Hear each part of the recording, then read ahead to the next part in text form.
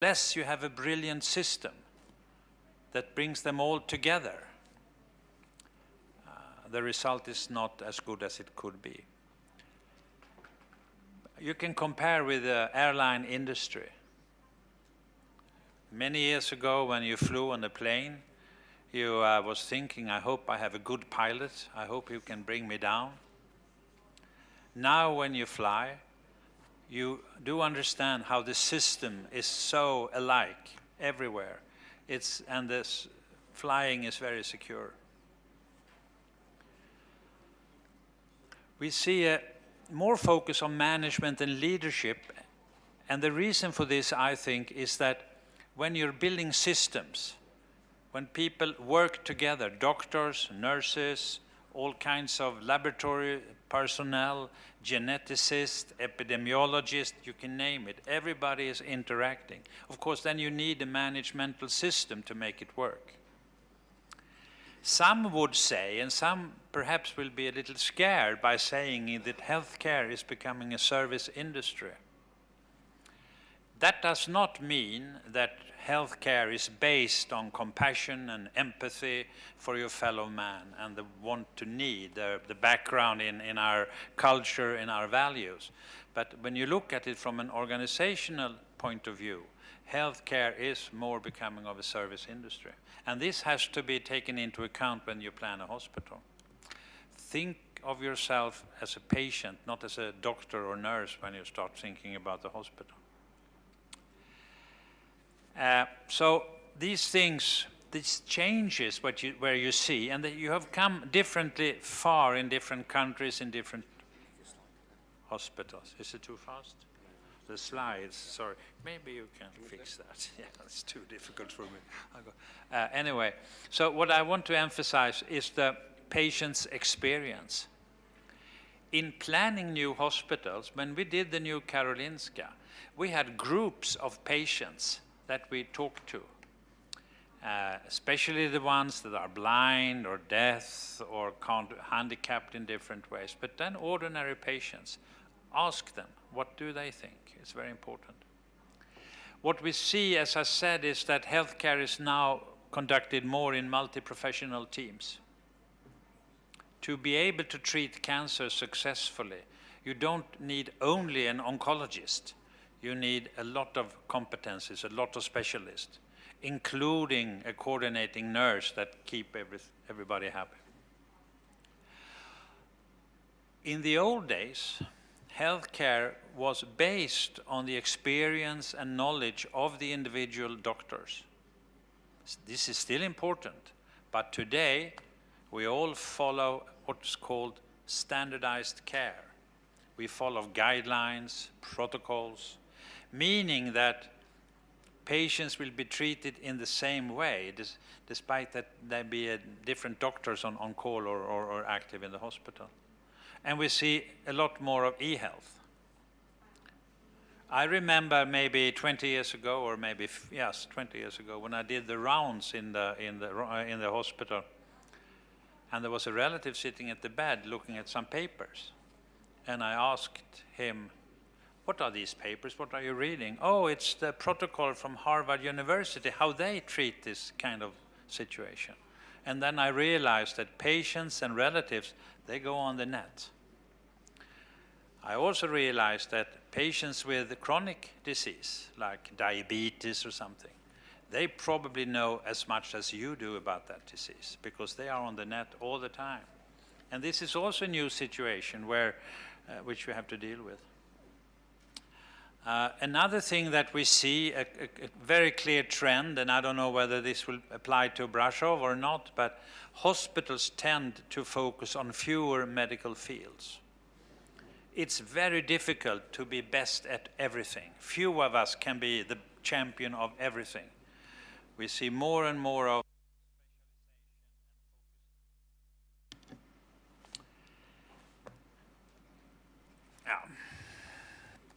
So this is a quote from Winston Churchill, which I think is very good. I don't know, I can't read it in Romanian, but in English it says, "We shape our buildings, and afterwards our buildings shape us." This is very thought, we have to think about it.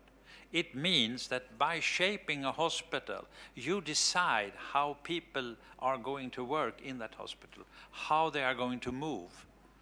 And also some of the culture can be brought down in this.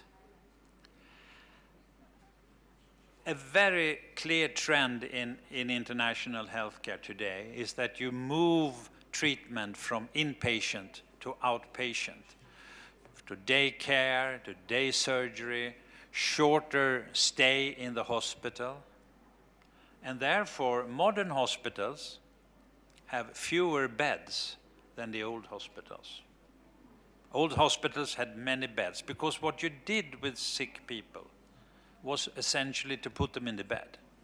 That was, the basic treatment. This is not the situation today. So you have fewer beds, but the beds you have are more specialized. So we see a trend where you have more intensive care beds, more specialized intensive care beds, cardiology intensive care, neurosurgery intensive care, neonatal intensive care, traumatic and medical intensive care, and so on. So in the hospital, you need to make more room for day care and day surgery activities. In some, which I feel is a little futuristic, but in some hospitals they say the normal way of taking care of patients is by day care or day surgery. Occasionally we have to put them in the hospital as an inpatient, but the whole system, the whole logistic, the whole way of thinking is based on outpatient. Okay. Sorry. I'm getting a little engaged. I will slow down. Okay. Another trend which is clear is you see more medical technology. I will come back to that. And the latest trend, there are international conferences on the theme hospitals at home. By the use of internet, by the use of all kinds of digital techniques, you can bring actually the hospital into the home of the patient. Not always, of course. You will not do surgery on the kitchen table, but as a trend, this is important. Another trend which I think becomes more and more important is that a hospital is not just an isolated place to take care of patients. It is a hub in a network of care providers. It's a hub in a system where you interact with elderly care in the municipalities, with private practitioners, with the general practitioner doctors and so on, that you work together. And that you plan the activities of the patient, not only what's going to happen in the hospital, but also before and after. I'll return a little to the patient. It is clear that the patient's perspective becomes more important as you see healthcare as a service industry. As you see healthcare where the patients can choose. I don't know how your system works, but maybe the patient can choose to go to the new hospital or choose to go somewhere else. And if no patients come to your hospital, well, then you have to close it. This is the reality in Sweden at the moment, competition. Also, as I said, patients, most patients, not all, especially not elderly perhaps, they still make up the majority of the patients, but many patients are today very well informed. They have checked the net. In Great Britain, every thoracic surgeon published their surgical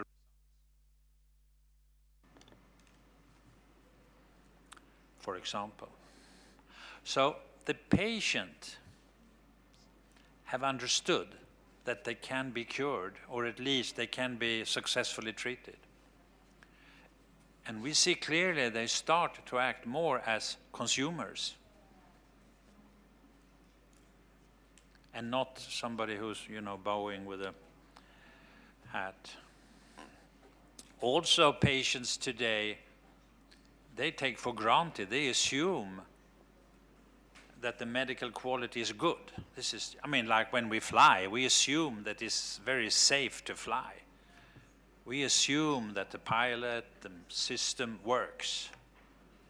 So we start to ask for good service, shorter waiting times, better comfort, better standard in a hospital, single bedrooms, for example.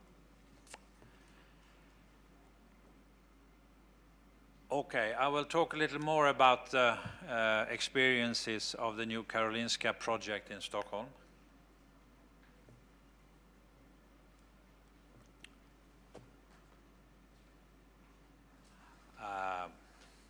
The hospital is owned by the Stockholm County Council, by the county. It's a public hospital. It is also collaborating with a more famous, or the famous Karolinska Institute, which is the university. It's a medical university. So the Karolinska Hospital and the Karolinska University have the same name, but there are two separate organizations. But of course, working together to produce high quality healthcare, but also a lot of focus on research.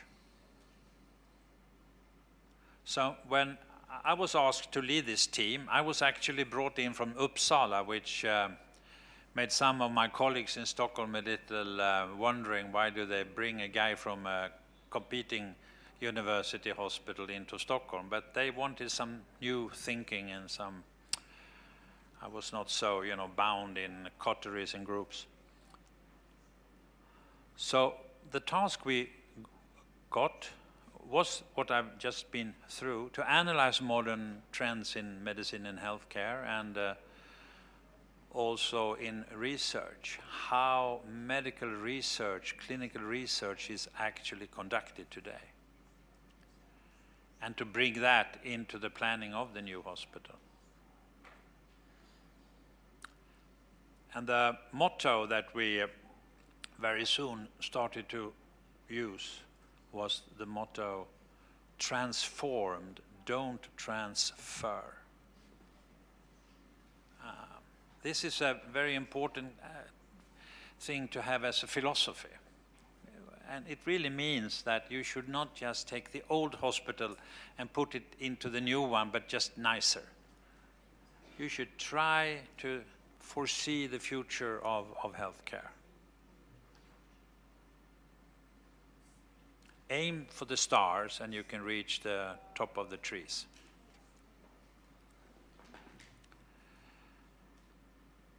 We almost reached the sky because this is a huge hospital. The new Karolinska is around 320,000 square meters. It is built up by 6,000 rooms in total, but only 600 beds. The beds are all in single rooms, one patient in each room. The one patient room is a trend all over the world at the moment. There are many advantages of using one patient bedrooms. One, the most I think important, is that it reduces the hospital-acquired infections, the nosocomial infections. Also, it changes the work and the attitude towards the patient. I can give you a very clear example from my own experience. If you, as a doctor, enter a patient room with 4 or 6 patients, you open the door and you go in. If you enter one single bedroom, you always knock on the door before you open it. It's just a small thing. And of course, single bedrooms is also good for the patient, the autonomy, the integrity, and many other things. And also, you can have up to 95% coverage, where you can have patients in every room, which is, for an economical reason, 600 single bedrooms equal maybe 800 multiple bedrooms, because it's more cost effective to have single bedrooms. In my opinion, that can be debated, of course. Well, this hospital was very expensive. Or I say it was not expensive, but it cost a lot of money. It costed around 1.5 billion euros. It was the planning of the hospital, or the first idea from the politicians actually, and from some opinion leading doctors and professors, started in 2001. There was a lot of early investigations and reports trying to figure out what the county wanted. The PPP procurement process took around 2 years, and the construction was started in 2010 and it was finished in 2016.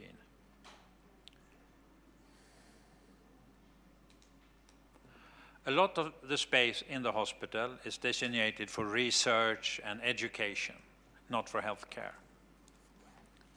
So that's why it's so big and so to say, few patient rooms. It's a similar PPP procurement contract as you are discussing here. It's the building and it's the facility management, both the more hard and the soft facility management. Cleaning, security, maintenance of the premises itself, and so on. It's part of the IT. But it does not include clinical operations, research, or the medical technology that's kept by the council. Here are the main reasons why the Stockholm County Council choose PPP. In Sweden, many public construction projects became much more expensive than the budget, took longer times. There was so much problems with big public construction projects. So they wanted predictable cost. And they wanted to predict the timeline. And one of the main, I think, features of PPP is that you allocate your risk to the part who is best to bear it. It's a matter of putting risks. And me as a doctor and the county council is mainly organizing healthcare. We don't have much experience in construction or planning hospitals and things like that. It's better done by private sector experts. And we also expected that some value should be added, that in itself people will come in and have some innovative design and technical solutions. And also the life cycle costs were very highlighted because the builder or the PPP consortium are responsible for the facility for 25 years. So for them, life cycle cost is very important. They don't just build the house and disappear. This is just to illustrate something that we've seen in Sweden and maybe also in other countries, I'm sure. If you look at how the public sector keep their premises, keep their buildings, you can see that in many countries the public sectors are very bad to maintain their buildings, so they allow them to decay over the years. The old Karolinska was a clear example of that. Every year when they had budget problems in the council, they cut maintenance costs for the hospital. So after 10, 20, 30, 40, 50 years, the hospital was in a terrible condition from a technical point of view and also from a working point of view. So with a good PPP contract and a good facility management to it, you can keep the standard of the hospital for many years.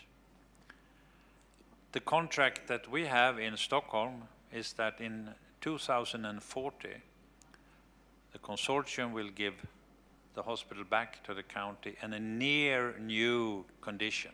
Can't be brand new, but near new. And this is defined.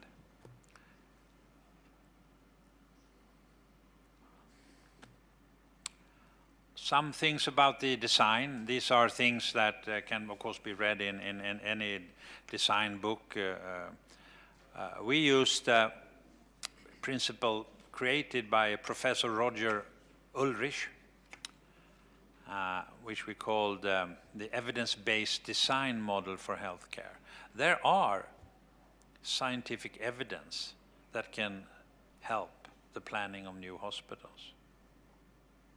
We know that a well-planned facility is important for healing, can shorten the stay. Important is, of course, that hospitals should do no harm. I will end by that. Patient safety can be built into design. Most accidents in hospitals occurs when old people wake up in the night, wanted to find the bathroom. They don't want to put on the light because they don't want to disturb their other patients. They walk in the dark, they are old, they're disoriented, they fall. It's a typical, happens in every hospital, happens in Sweden, I'm sure it happens here. In a single bedroom, we have a system where the patient sits up in the bed, the lights goes on, and she can see the bathroom or he can see the bathroom. Of course, the quality of light and sound and things like this are very important. In Sweden, we talk a lot about the green surroundings. I think that's because half of the year our country is not green at all, but you should have a calmful surrounding, if possible. On the one hand, the next one. On the other hand, if you look at the upper photo, that's the old Karolinska. It's built actually on 22 hectares. It's about 2 kilometers from one end to the other end. And one end was the cardiology and thoracic surgery, and the other end is neurosurgery and neurology. So if the neurosurgeons needed to consult a cardiologist, the cardiologist had to walk 2 kilometers to see the patient, and vice versa. The new hospital, at the lower point, you can see it there as a white. It's much more compact.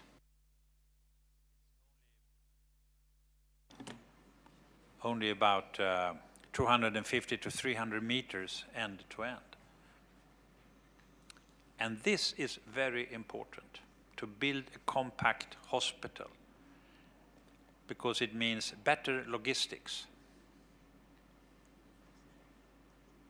As I said earlier, modern healthcare means that so many specialists work together. And when they work together, they need to meet. And you can't have all the doctors and nurses running around in the hospital the whole day.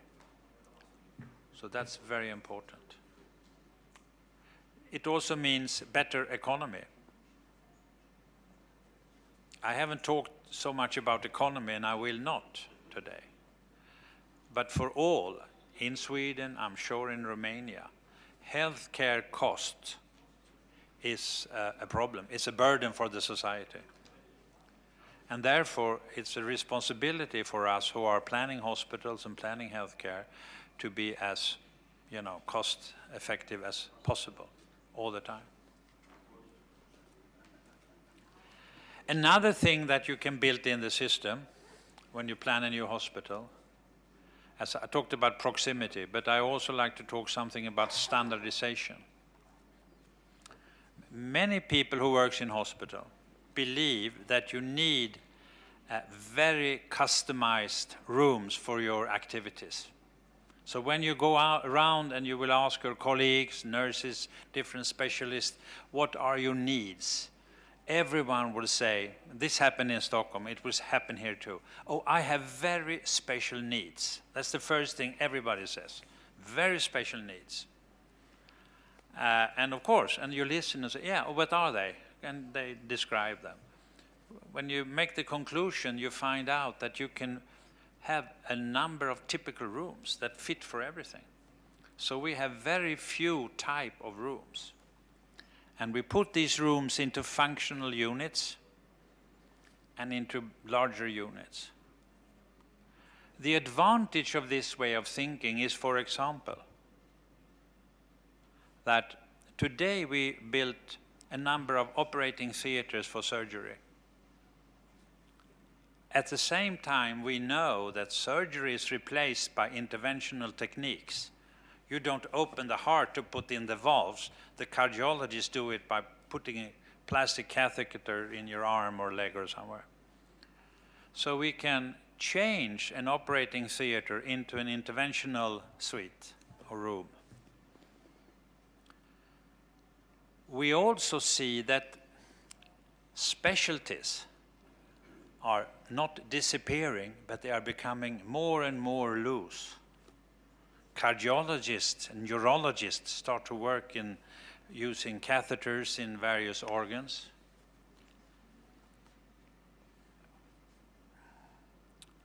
It's not so strict who's doing what. It's also changed a lot. I put the terms generality and flexibility. Generality is a construction term, it's an engineer term. That means that you build something that can be used for almost everything. Generality is expensive, so you have to be careful how general you should be. It's not realistic, for example, to have an MR on the 10th floor in a building, because it would cost so much to make that 10th floor stable without vibrations, being able to keep an MR. So you have all the heavy equipments down. It's really natural, of course. On the same time, being able to change a ward to an outpatient clinic, as I said, operating theaters to interventional theaters and so on, over the coming years, that's a smart thing to do.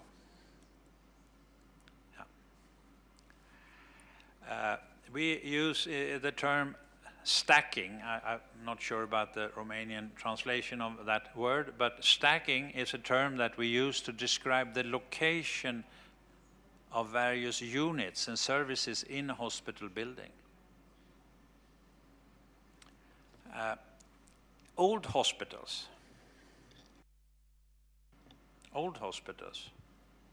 usually follow the principle of hospital in a park. So the buildings were usually of different ages. In my hospital in Uppsala, the oldest buildings were about 100 years, and every 10 or 20 years they will tear down a building and build a new one. So the hospital changed gradually. Now you plan an entirely new hospital. Everything will be new. There will be no old buildings together with the new hospital. This means that you can plan the hospital. I will use the term production unit. Don't be scared by that term. It doesn't sound so nice for a patient to be there. But if you look at it just from a production point of view, what I mean is that you should put things, stack things in the hospital in a way that you will reduce transportation of patients. That is patient-oriented care. And you should study in your present hospitals how patients move today. most people think, for example, that patients from intensive care move to operating theaters. Yes, they do, but much more common, they move to the radiology for the CT, for the MR. Or maybe nowadays you can have a mobile CT and bring it to the intensive care.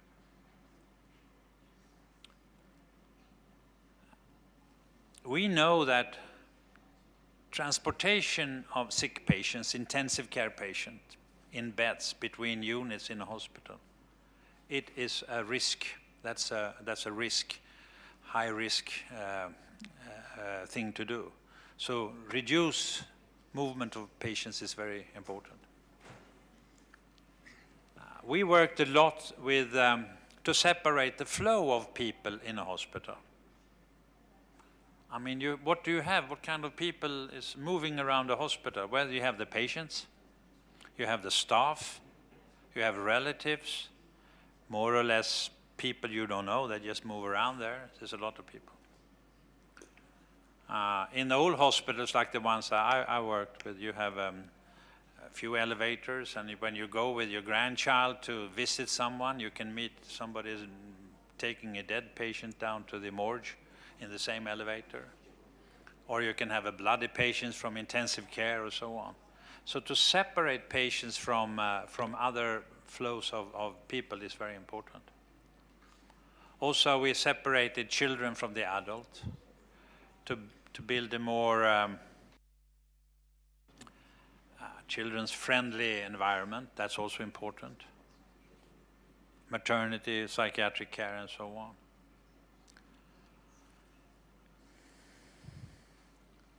So stacking is what I said, where you locate things. And this is just an example of how we stacked activities at the New Karolinska. And what I like to mention here is that, as you see, you don't see names of any departments. There's no department of surgery, department of cardiology, neurosurgery. But you have cancer, you have neurocardiovascular together, children, and so on. This is just to show you that people work together. Specialties are important because it's a pool of knowledge, and you have your heart in the specialty if you're a doctor. But in the everyday work, you work together with a lot of people. So this is the model. We also here, you can see that part of the hospital, the A is the outpatient, and B, daycare, and then it goes a little more towards inpatient care and emergencies.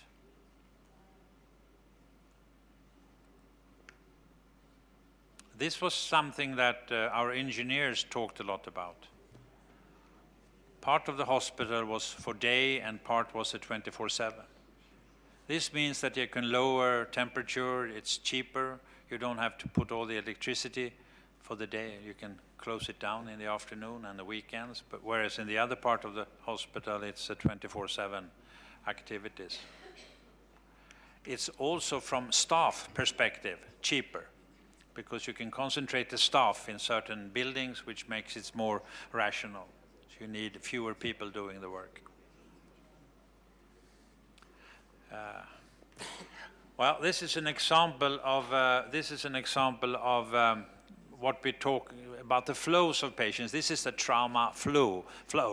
As you can see here, the blue arrows, that the trauma cases, they come in through an emergency unit or they come by helicopter, and they are brought into a certain part of the hospital. And all these things have been thought through, how the elevators are going to work and so on. This is the stroke flow.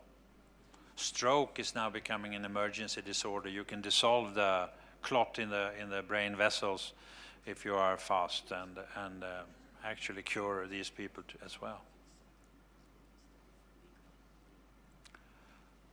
Another thing which we've seen clearly all over the world is that if you go back to the 70s and before that, most of the costs in a hospital was salaries, cost of staff, cost of money. In Sweden, 75–80%. The buildings were cheap, pharma, medicines were cheap, X-ray things were cheap because you didn't have so much of it. And at that time, you cared for the patient, but you didn't cure them so often. Now we see that the cost of pharmaceutical is sky rising. The cost for cancer drugs is, it's too expensive. It's just the way it is. Medical technology is more sophisticated, more advanced. All the computers, everything. Also hospital becoming a more compact, more condensed structure. And the cost of building is also going up, at least in Sweden. Materials, everything. This means that to be able to afford a hospital, you need to be able to reduce the staff. And we see this, which means that you have to use your staff much more effective than in the old days. This is not so easy. In Sweden, doctors, nurses, many are very angry that we need more people, and so on. And I agree to at least a certain extent, but that's the way it is. If we can't conduct healthcare with fewer people, we cannot afford to cure patients. We can care for them, but we cannot cure them, because curing is drugs, technology, all these things. These are used to cure the patient. I don't know whether you agree or not. I'm just wanted to give you what's you know, the thinking, current thinking in we can debate these things later on. So some of the lessons learned, as I said, try to transform, try to think new, and don't transfer. Discuss the changes in practice of medicine in various areas. Don't forget the patient. Don't forget the nurses. I don't know whether there are any nurses here or not, but I usually say, don't forget the other 23 hours. And what is that? Well, the other 23 hours, that's the hours where there are no doctors around. That's when the nurses manage the hospital.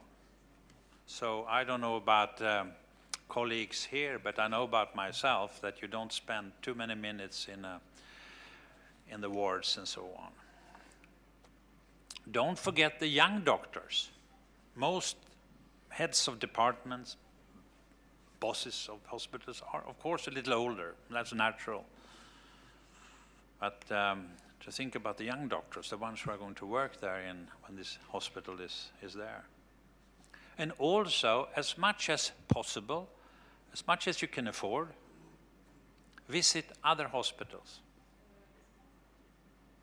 Visit our projects, because you always learn something. I mean, there's not one way to build a hospital, obviously, but you can get inspired by others.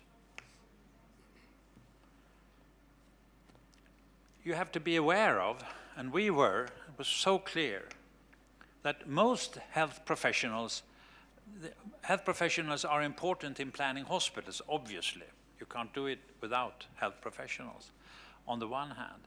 But most doctors and nurses and others have never planned a new hospital. It's the one thing you do in your life, maybe two, I don't know. So after my retirement, I have been around planning hospitals, and I learned a lot. But you just have to be aware of this fact. And there is always a risk of copying the old hospitals into the new one. That's a risk. Because that's your reference. Your reference is the present hospital. This is where I work. I don't like this. I like this. I bring that, but not that, and so on. But try to think from an empty piece of paper. Also, which is, I know, a little controversial, but I can say it's how much of the old hierarchies and the old working methods are really outdated. Think about working together in new ways. And then, which I think we can see today clearly, hospital projects are politics. So we see the politicians are here, the politicians are interested. And of course the politicians must meet the public demand of healthcare, but also meet the budget problems and all that. So respect for the politics is very important. In my experience, PPP is difficult to explain in a few words. In the modern era of television and interview of politicians, you have 30 seconds to say something. And to explain a PPP in 30 seconds, I don't know whether the PwC can do that, but I can't, I can tell you. At the same time, hospital projects are always in the public interest. People are more than ever interested in their own health. If you look at modern newspapers, I haven't read the Romanian ones, but I'm sure it's the same. You have at least one page every day about recommendations to lose weight or gain weight and more vitamins and less, everything. People are so concerned about health.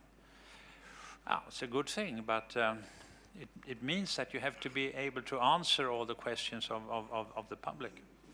And of course the media reflect the public interest, or perhaps sometimes they create it.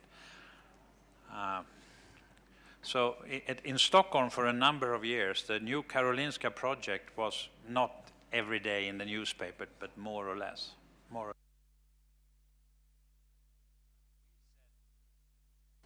As civil servant, that we have to give the politicians some revenue.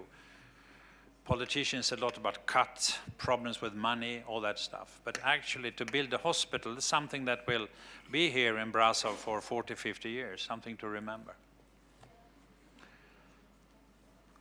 So it's a real challenging thing to build a hospital, but quite rewarding if you stick to it.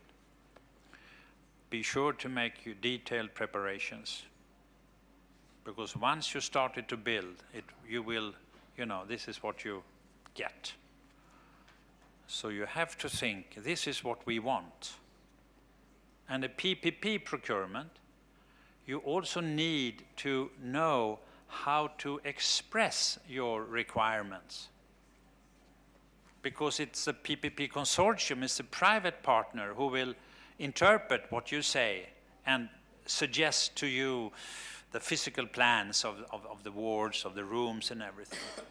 And this is called output specifications. I will not go into it, but it's a way of rethinking. You just can't say, I want this and this and this. It has to be formed. But PwC people can help you with that. And also you have to discuss the extent of your facility management services. What do you want to be included? That's not clear. I think Paul is talking about that. Also, what we did, we should have done it better, I could say, is to plan in parallel the design and the physical criteria. This is what we want. But also think about the new organization, the new management, how many people can we afford to bring into this hospital, and the staff and so on. And you also need to have a thought about the economy. Not only the economy of the building itself, but the economy of operating the hospital. Another thing which is more important and takes longer time than you think is what we call the commissioning phase. That phase is when you move into the hospital. You are moving, as I understand, from some old facilities, and how is this going to be organized? This is very important, especially if you think about a new organization. You have to train the staff, the managers, leaders, chiefs and heads to work in a new way. So I can't say this is my recommendations, but at least this is the conclusions we made from the Karolinska.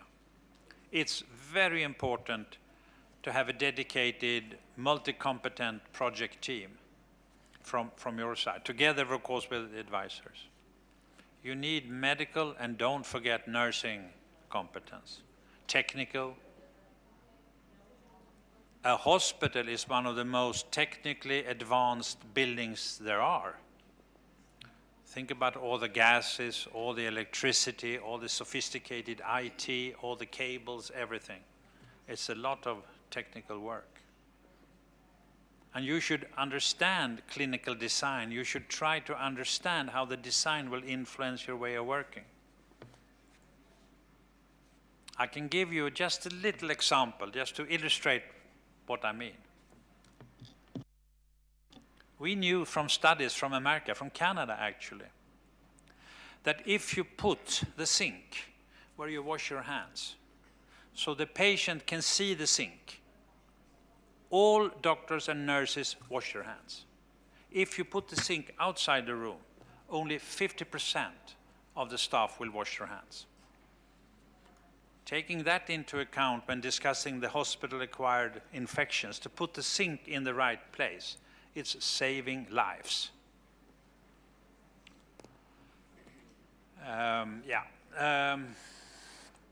Of course, you need a project organization that can move fast, that have some important features. And of course, the project organization, the local organization, the ones that you will build or are building or already have, I'm not sure about that. You need to work close with the hospital management, of course also with the public sector stakeholders, keep the politicians informed, especially if you are foreseeing some troubles. That's just, I know that from experience. If you tell the politicians the day before it comes in the paper, they are very happy because they can prepare. Also use the advisors. You pay for them eventually, so you use us, ask us. You are the one in charge of this. We are not, but we can perhaps help with some advice. Also use modern project technology. We use something called visual planning, which is a project model, like a lean concept for, I'm not sure, are you familiar with lean? Yeah. Like the Toyota building way, lean. Live the culture. If you want to create a new culture in the new hospital, you have to live that culture while you plan the hospital. So use multidisciplinary teams, use coordinators, standardize your procedures and so on. And as I say, encourage innovation. And if you look at the picture, but to a certain extent. Okay, this is a long presentation. I hope I can keep you staying awake.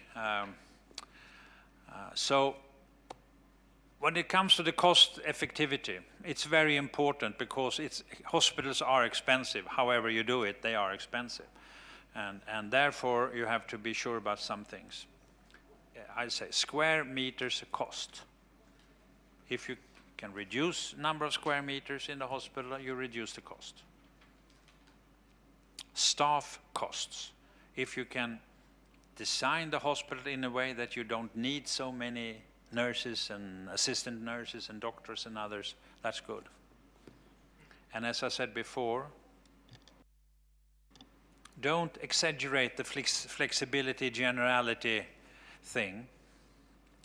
Your engineers, your architects, they want to build monuments, I think, but you want to build something for the patients.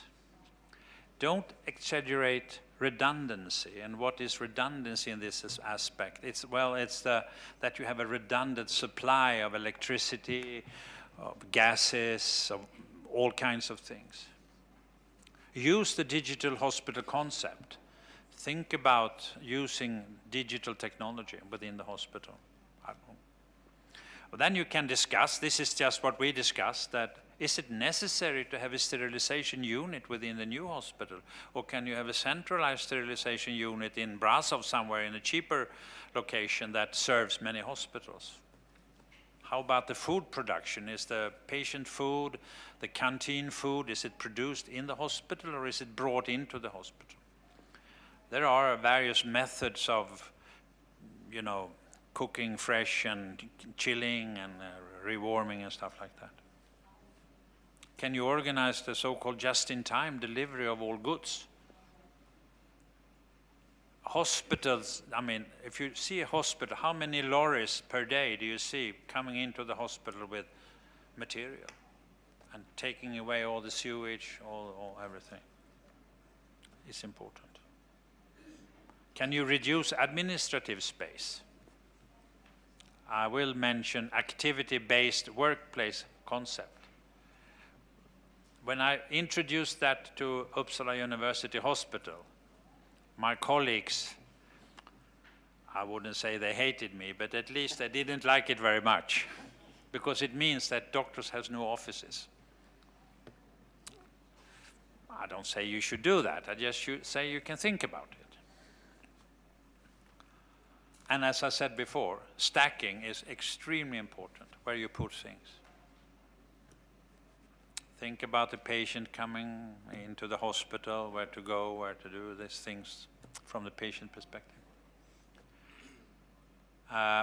Well, another thing which is more important than you think, and this should be built in the design, and especially the engineering of the hospital, is can you reduce the number of expensive medical technologies, for example, MR, CT, linear accelerators, I don't know really what you're going to have, but can you reduce the numbers by increasing the operational time?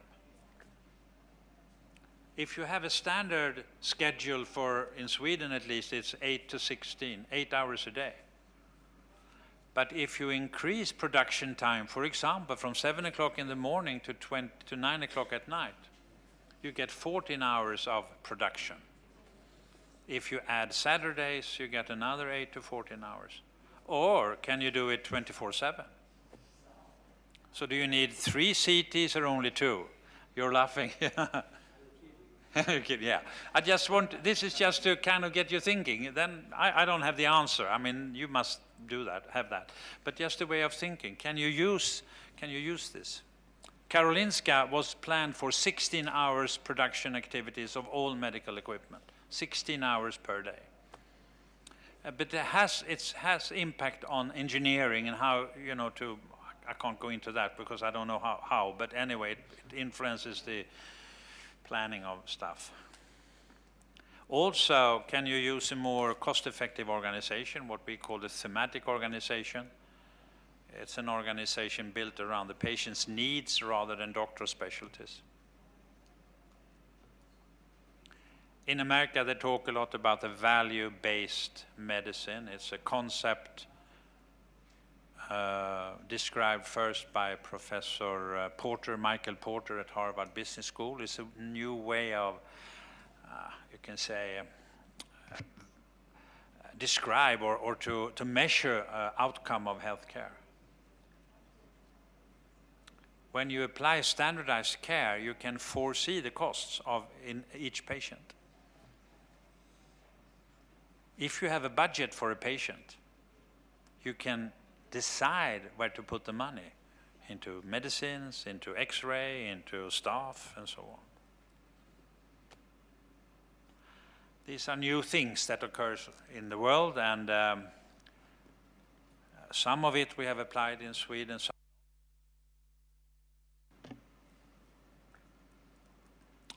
And my very last word, keep this in mind. The very first requirement in a hospital is that it should do the sick no harm. I'm sure you know who Florence Nightingale was. I think this is the end. Thank you very much. So I'm open for some questions if you are. Yeah.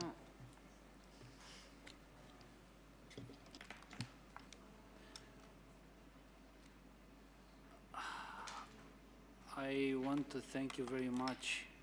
First, I want to thank you very much for all the team that is gathered here to support our project, very important project.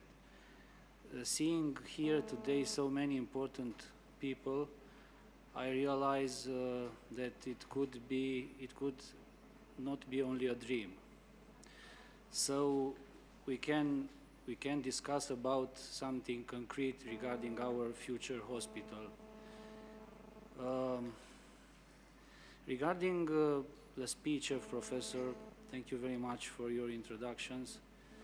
I want to emphasize that this hospital that we are planning to build is proposed to be a clinical hospital. In the Romanian acceptance of the words, clinical means kind of university hospital. And in the first slide of the presentations, of our part of presentation, this clinic term is missing. But I want to emphasize that it's very important to be there because it means that our medical academic community will be involved in this activity. So from this point of view, we can use, we will use this opportunity of working in a high and very good hospital, high standard hospital, to use our knowledges and our expertise to make also research and development in the medical field. I'm speaking on behalf of the 100 members, staff of the Faculty of Medicine, and I can, and allow me to welcome you here also on behalf of them, because all of us, we waited from so much time to work in a real hospital. I don't want to get a longer speech because I was not invited here to polarize the discussions, but I want to tell you that we waited for too much time this new hospital, and I want to know how short can you make these meetings and presentations and I don't know, the preparations still till the beginning of the construction. I want to know if my generation will take part to this with this adventure to work in a real hospital, and I cannot deliver them to my colleagues. I cannot deliver them only promises and terms of the future meeting. On behalf of them, I want to see that our dreams will become reality. That is why I'm wondering if that term of, I don't know, 6 years for Karolinska could be 3 years or less to us. Thank you very much. Voiam și eu să adresez. Okay. Da. Aseară am avut o întâlnire pregătitoare la BERD și m-am oprit la slide-ul cu planificarea acestei asistențe. Și am zis, nu vă spun că o să vină în curând acel slide, și am zis, slide-ul acesta o să provoace foarte multă reacție, nu știu dacă pozitivă sau negativă, dar așteptările sunt foarte mari ca să dăm drumul cât mai repede, se știe.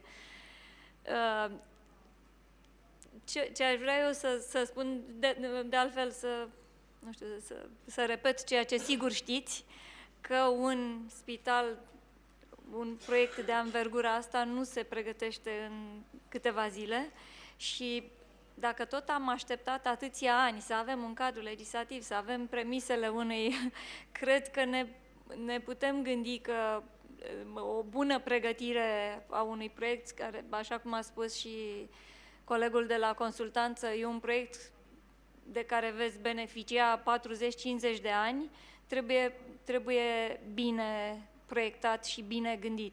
Adică dacă noi astăzi am avea toate elementele necesare, să știm exact ce vrem, să știm să fie legislația perfect pusă la punct și adaptată pentru aceste spitale regionale, probabil s-ar putea face într-un an. Dar estimarea noastră este că va dura 2-3 ani și nu desenul în sine este o problemă, ci în primul rând să ajungem la acel concept pe care l-a menționat team leaderul, care înseamnă foarte multă consultare cu dumneavoastră, pentru că, așa cum s-a tot spus, avem modele, dar niciun model nu este perfect aplicabil pentru România. Avem o legislație care este în schimbare și trebuie adaptată acestor spitale regionale ca să poată fi funcționale. Și după aceea avem niște proceduri legislative care țin de orice proiect de anvergura asta. Să dau un exemplu, acordul de mediu durează cu siguranță undeva la 1 an. N-ai cum să sari peste acele proceduri sub nicio formă. Apoi avem această legislație care privește ajutorul de stat. Este ceva care nouă ne sună un pic cam ciudat pentru un proiect public, dar trebuie să ne conformăm cu această legislație. Va fi foarte multă consultare cu Consiliul Concurenței, pentru că se consideră că acest gen de spital generează venituri. Nu contează că ele nu sunt în beneficiul unui privat, pentru că o firmă privată, un consorțium, participă la o licitație, vine cu niște costuri, veniturile acelea nu sunt în folosul personal al cuiva. Dar este această legislație a ajutorului de stat, care este o legislație foarte complexă și nu știu cât timp va dura. Există puțină expertiză și în țară și în afară privind ajutorul de stat. Apoi este un alt element care vizează parteneriatele publice-private. Este acest concept on balance, off balance, care este foarte important pentru a decide dacă finanțarea respectivă, parțial privată probabil, reprezintă datorie în sensul legislației publice locale sau nu. Ăsta este iarăși un element și asta nu se poate determina ușor, trebuie să avem toate elementele proiectului și trebuie o consultare cu Eurostatul, cu Comisia de prognoză, care ar trebui să aibă expertiza de a ne spune relativ rapid în ce situație ne aflăm. Din păcate nu există suficient de multă expertiză și atunci aceste 3 elemente doar sunt de durată și depinde, iar al 4-lea element care va fi foarte important este cât de repede luați dumneavoastră, autoritățile locale și autoritățile centrale, deciziile aferente proiectului. Vor veni momente când vom zice avem nevoie de această decizie ca să putem să avansăm. Astea sunt opțiunile, consultanții sunt aici pentru a vă pune pe masă opțiunile cu argumente pro și contra, dar deciziile sunt de partea autorităților. Asta am vrut să spun.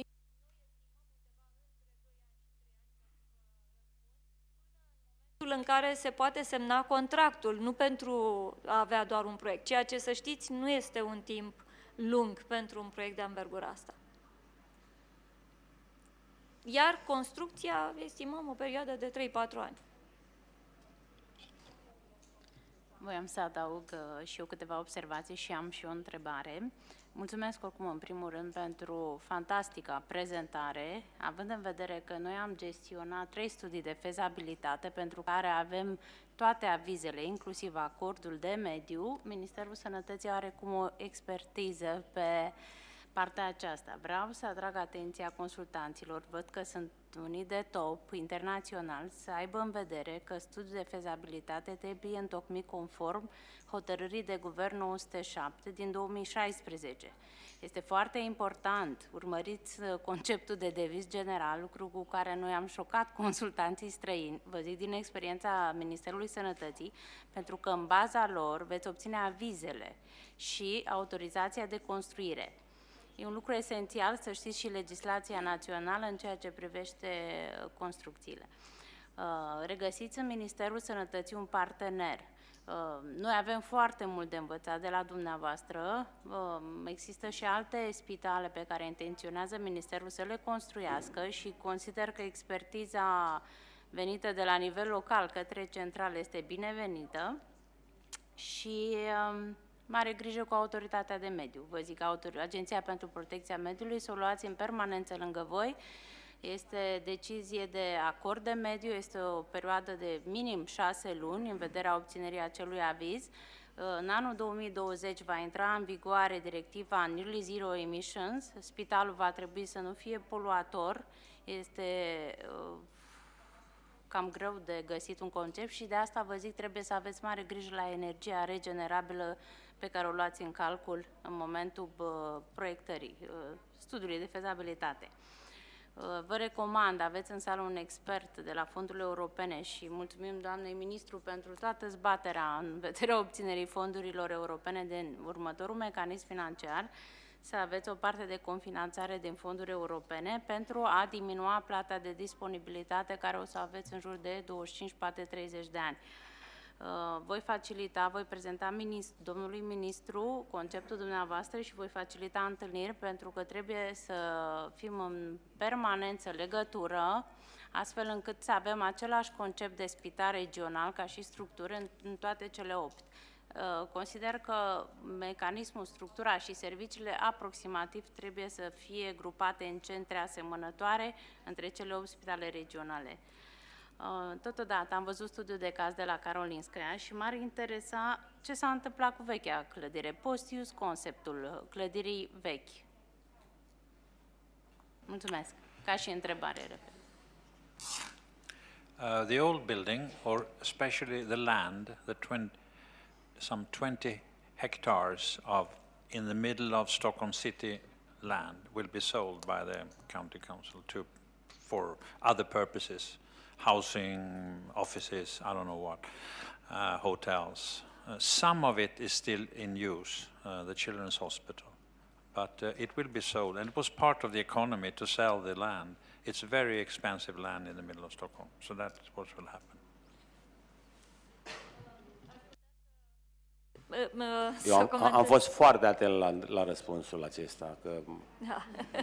este important.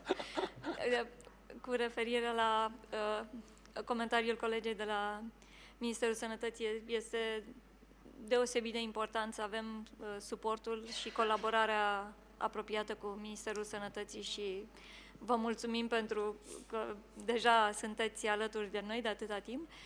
Cu referire la studiul de fezabilitate însă, o să avem timp să discutăm și să dezbatem pe seama acestui hățiș legislativ, dar aș putea să spun, probabil colegii de la juridici ar putea confirma, că în contextul legii parteneriatului public-privat s-a introdus un element de flexibilitate privind studiul de fundamentare aferent investițiilor de PPP, adică nu este obligatoriu să se urmeze acel SF conform actului normativ, care este total nebinevenit, dacă pot să mă exprim așa, pentru proiectele de parteneriat public-privat. Da, dar cum veți obține autorizația de construire? Se poate obține, dar nu neapărat la momentul respectiv. Aveți un certificat de urbanism cu avize în spate. Știu ce vorbesc, dar haideți să discutăm cu...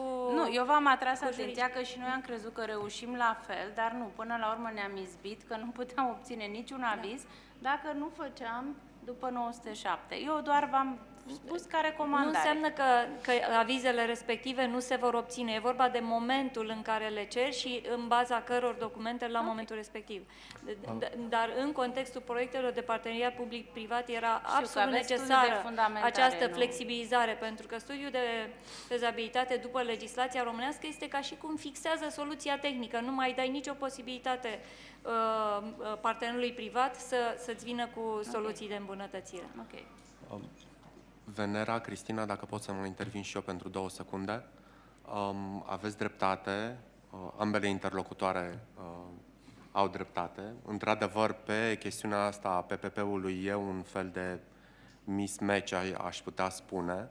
S-a scos acea cerință de SF, ori că vorbim de parteneriat public-privat, ori de concesiune.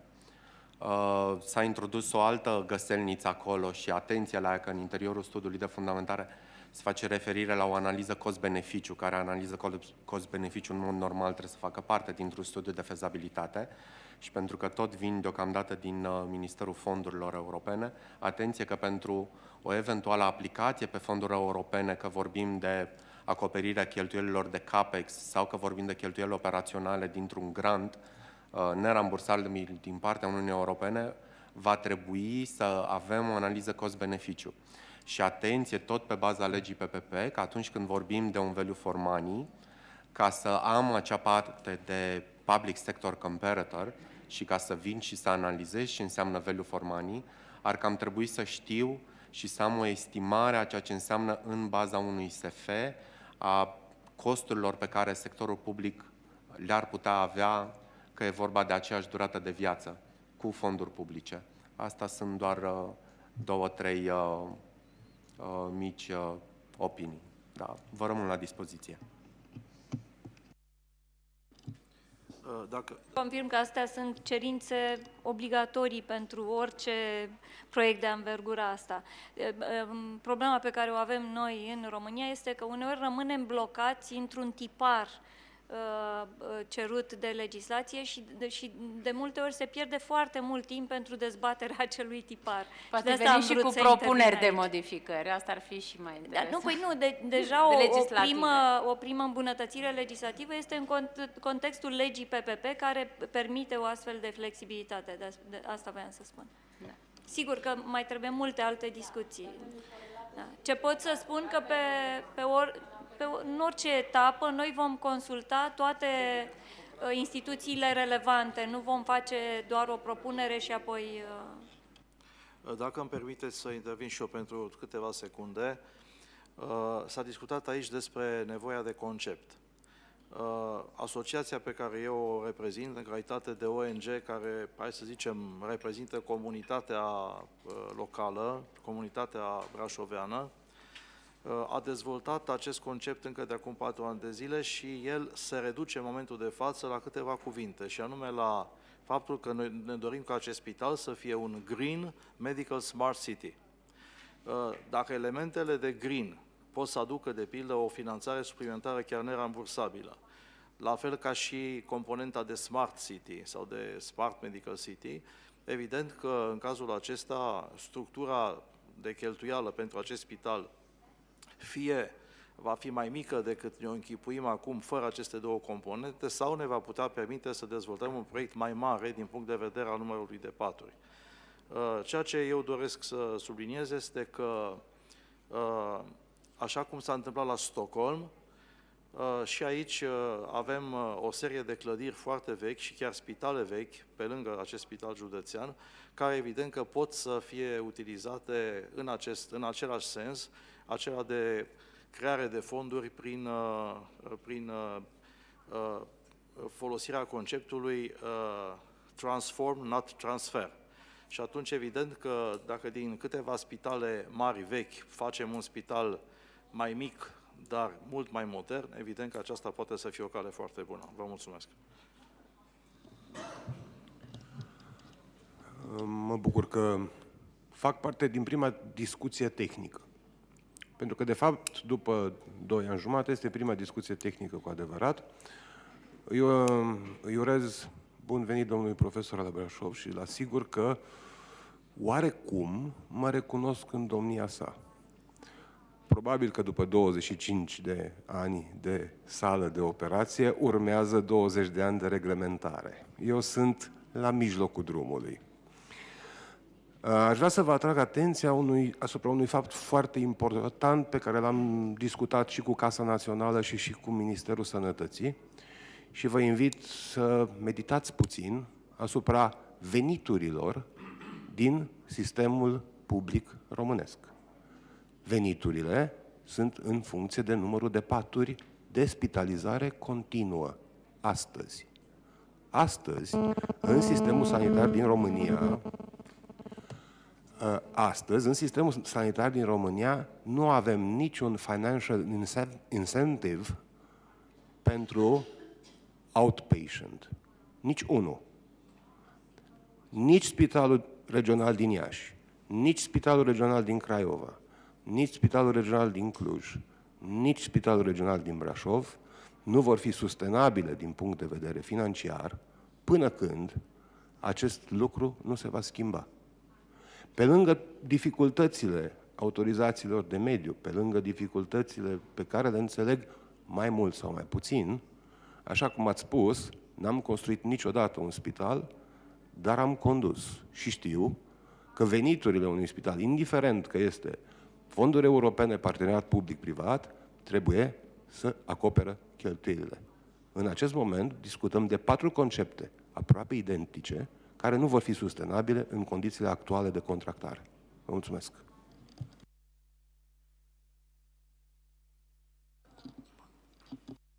Ceea ce vreau să spun este că Berdul colaborează deja cu BEI-ul care pregătește celelalte 3 spitale regionale și cumva interesul nostru este să ne aliniem concluziile privind nevoia de modificare a legislației, pentru că, într-adevăr, nu contează sursa de finanțare a construcției spitalului, în acest nou concept de spitale regionale este clară nevoia de a merge în paralel cu o amendare a legislației astfel încât și înnoirea reglementărilor specifice astfel încât să poată face posibile aceste proiecte. Dacă se poate, rog. We are very pleased to be involved in this tremendous project, as Professor told us. And I want to make a proposal about making a step in university level of this hospital, because we have here a Faculty of Medicine and with some fields about more than 25 years. So we can improve the development and for new searchers, new projects. We have some problems, as Professor Grigorescu told you before, about costs, about the time of hospitalization with patients. It can't be reduced if we still are at the moment out of some program of taking care in spaces out of hospital after hospitalization, because we have some kind of disease. It needs about 3 or 4 weeks for hospitalization. So we need to develop some laws. We can permit some taking care of patients after hospitalization, and this is a big problem. And the rates of utilization of hospital beds is very, very important. Thank you very much.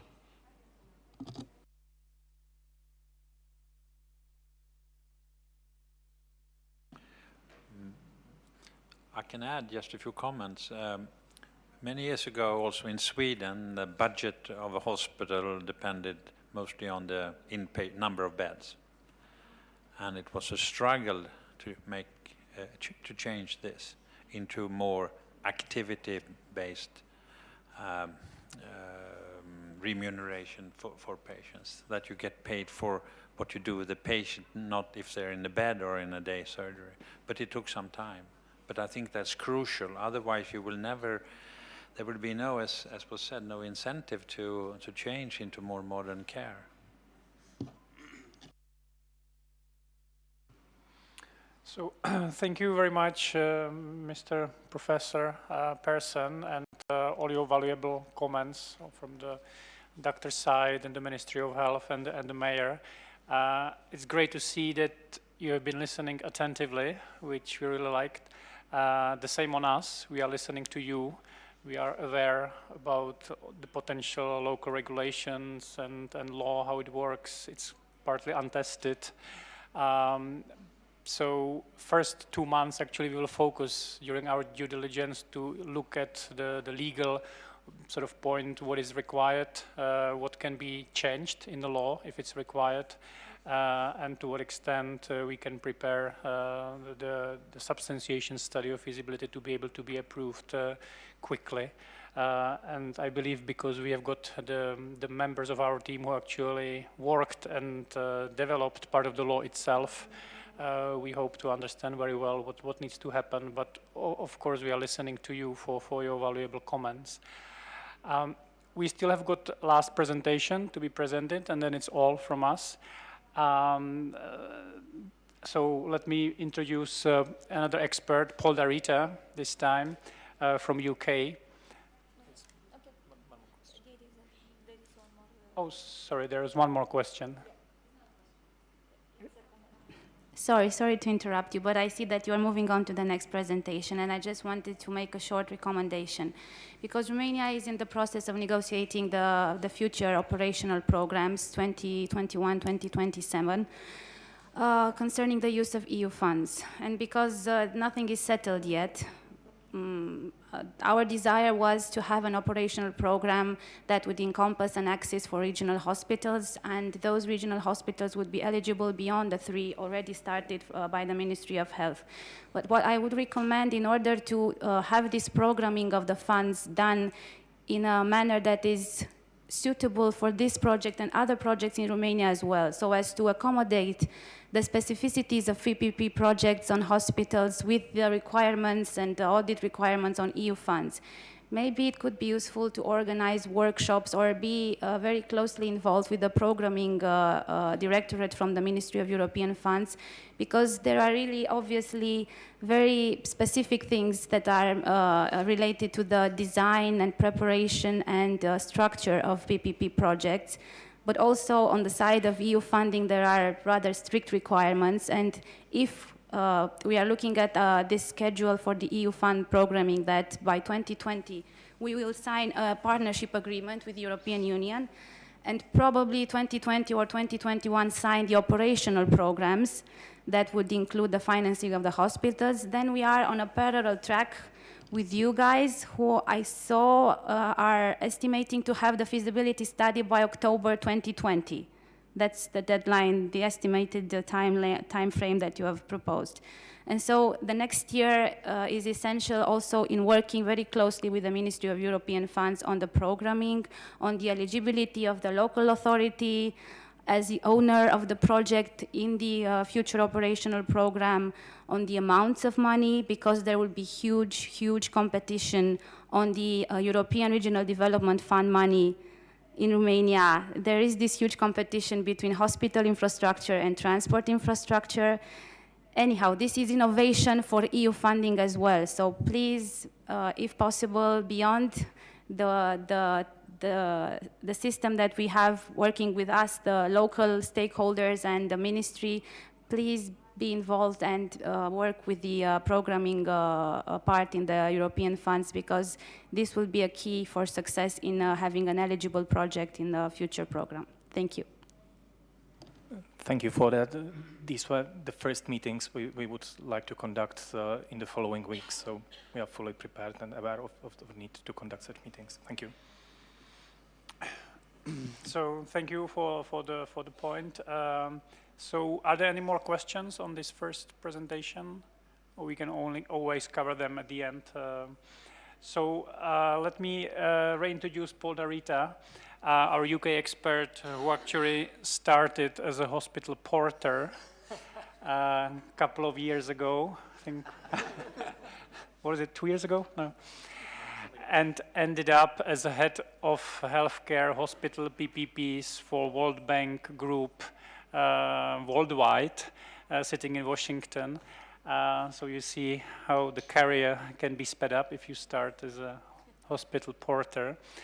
But jokes aside, Paul has been acting for many, many PPP projects advising public sector when he was heading the PwC UK healthcare team from London. And he was also working on the biggest and one of the most expensive PPP project, hospital PPP projects in London. And he was also working on the Karolinska New Hospital on the other side, across the table of Leonard Persson, effectively leading the consortium on behalf of the, on his side. Advising them to structure this project during the whole period of preparation, feasibility study, selecting the private sector until the successful closing.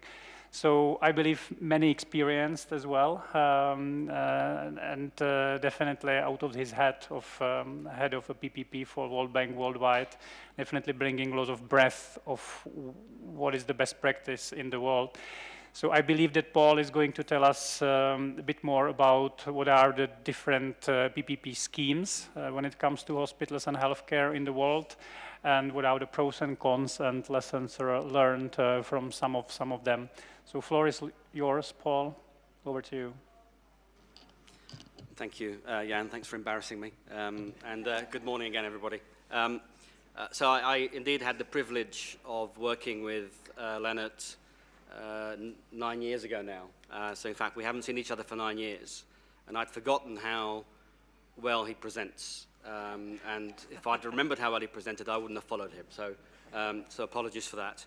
As Jan says, what I'd like to do today is share with you my experiences of advising public sector governments in many countries around the world, both in emerging economies, but also in developed economies. Share with you some of the trends that we see, and so in fact, you know, why is it that governments are using PPPs, and more governments are looking to use health PPPs? What trends do we see globally around health PPPs? We'll touch also on the different types of models that we see around the world and how those models have evolved over time. You, of course, have a very specific interest in one type of model, which is the facilities management model, also known as the PFI model in other parts of the world. And we'll focus a little bit more on that. And then I'll maybe finish off with some reflections, again, based on my experience of what makes a good project and conversely, what makes a bad project. So moving on, as I talk to governments in many countries, again, whether it's an emerging economy or a developed economy, it's amazing to me that the issues that you identify in talking to those governments are all very similar. And actually the issues can be boiled down into what you see on this slide, which is 3 key components that all governments are struggling with in one way or another. All we really see is governments focusing or worried about the cost of healthcare, both in terms of the increasing costs of technology and drugs that Lennart has talked about, but also the increasing demand for healthcare leading to greater costs. We see issues of access, and particularly in more emerging markets, governments are struggling to increase access to healthcare for their populations. And we see also an increasing focus on quality. And particularly in the more developed economies, we see the focus on both cost containment and quality. In more emerging economies, we see the focus much more on accessibility of healthcare and the quality of that healthcare.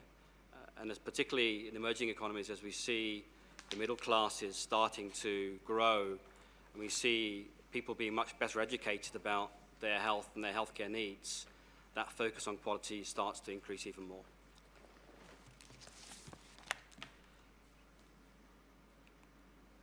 One of the key reasons also, or some of the key reasons also, that we see governments focusing on PPPs as a way to perhaps solve some of their problems is both a lack of infrastructure, but also a lack of personnel.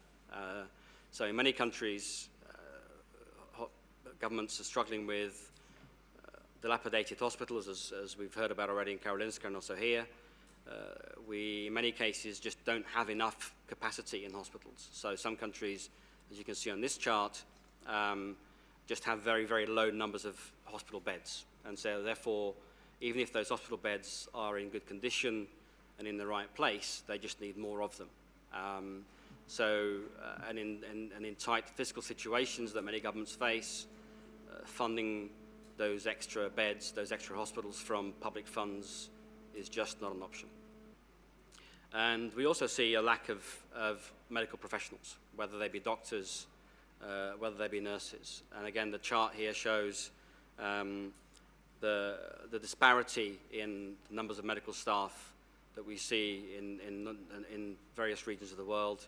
And you can see that in emerging economies particularly, there is the gap of health professionals is much greater when you compare to either high-income countries or indeed the OECD average that we see. So these combination of challenges are causing governments to look for new solutions to solve their healthcare problems. So governments are basically seeing PPPs as a way of tackling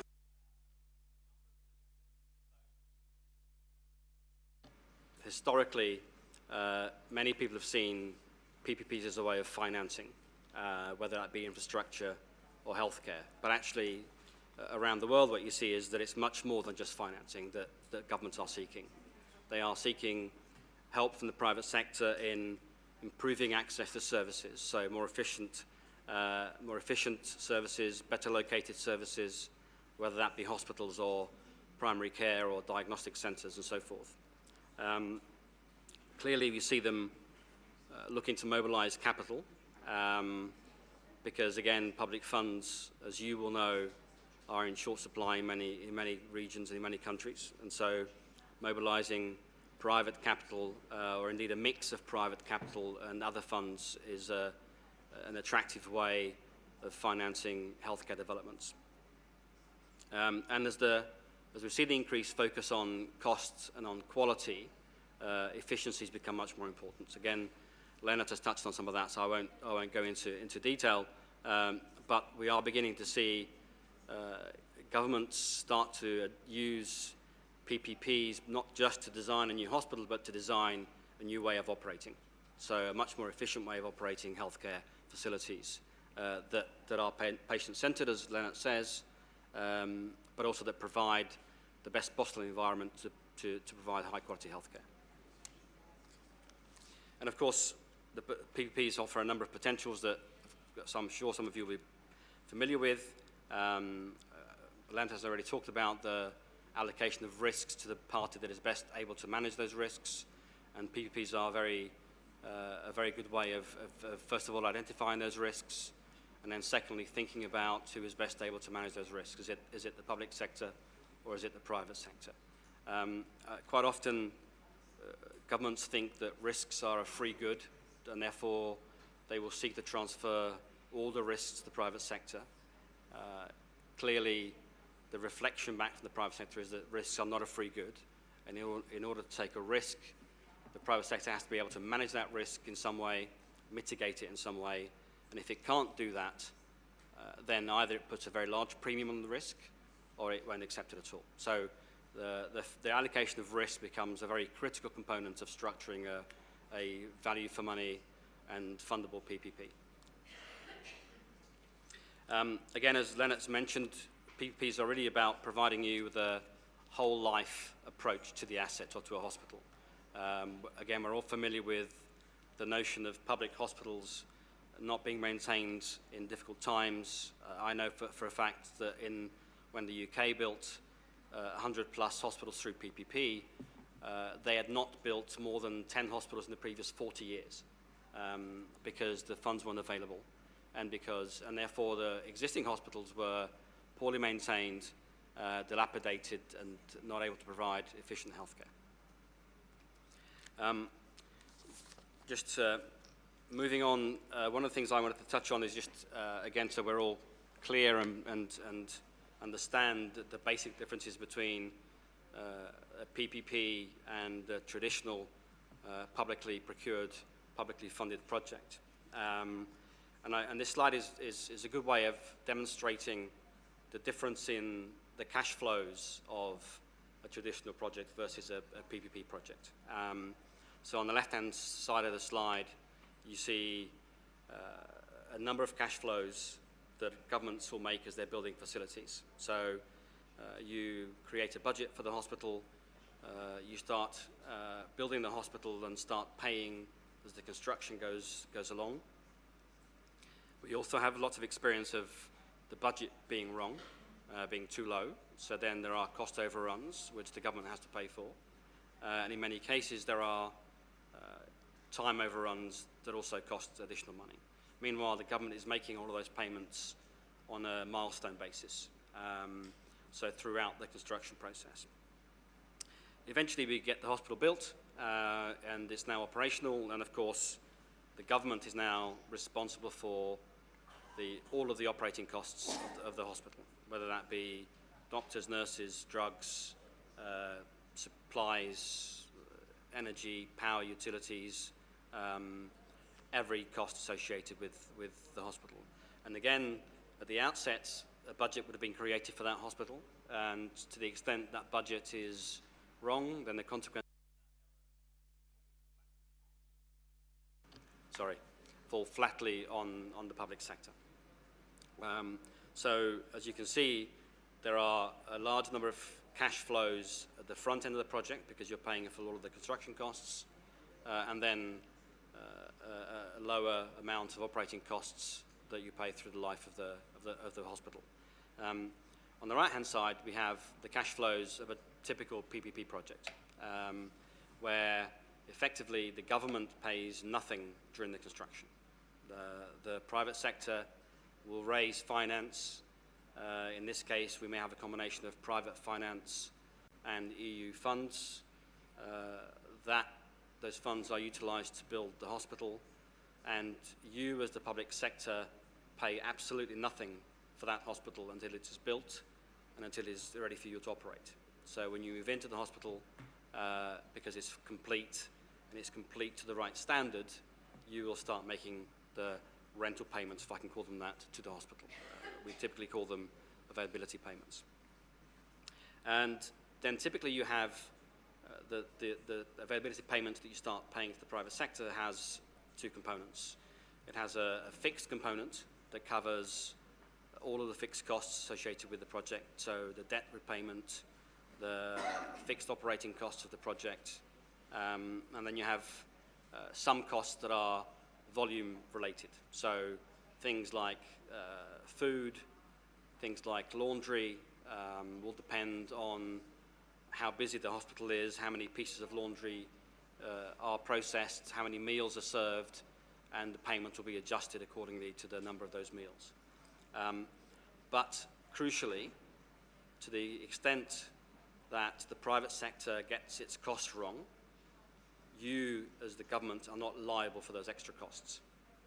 Okay, that is their responsibility to price the services, and they're giving you a fixed price for the life of the contract, subject to some inflationary adjustments. You are then guaranteed that price either until such time as some of the services are subject to a market test. So for instance, in most PPPs, things like cleaning, catering, laundry, the facilities management services can be subject to a price review by going back to the market and seeking new prices for those services. And the idea of that is that it allows both parties to recalibrate the service, either because the market has moved in a particular way. Let's say, for instance, the way of a new method of cleaning is now available that wasn't available 10 years ago. It makes it much more efficient to clean this way, so the project can benefit from going back to the market and seeking that new cleaning method. But essentially, you are paying for services that you've specified, to the quality that you've specified for the duration of the contract, and it is the private sector's responsibility to deliver the services at that price and at that quality.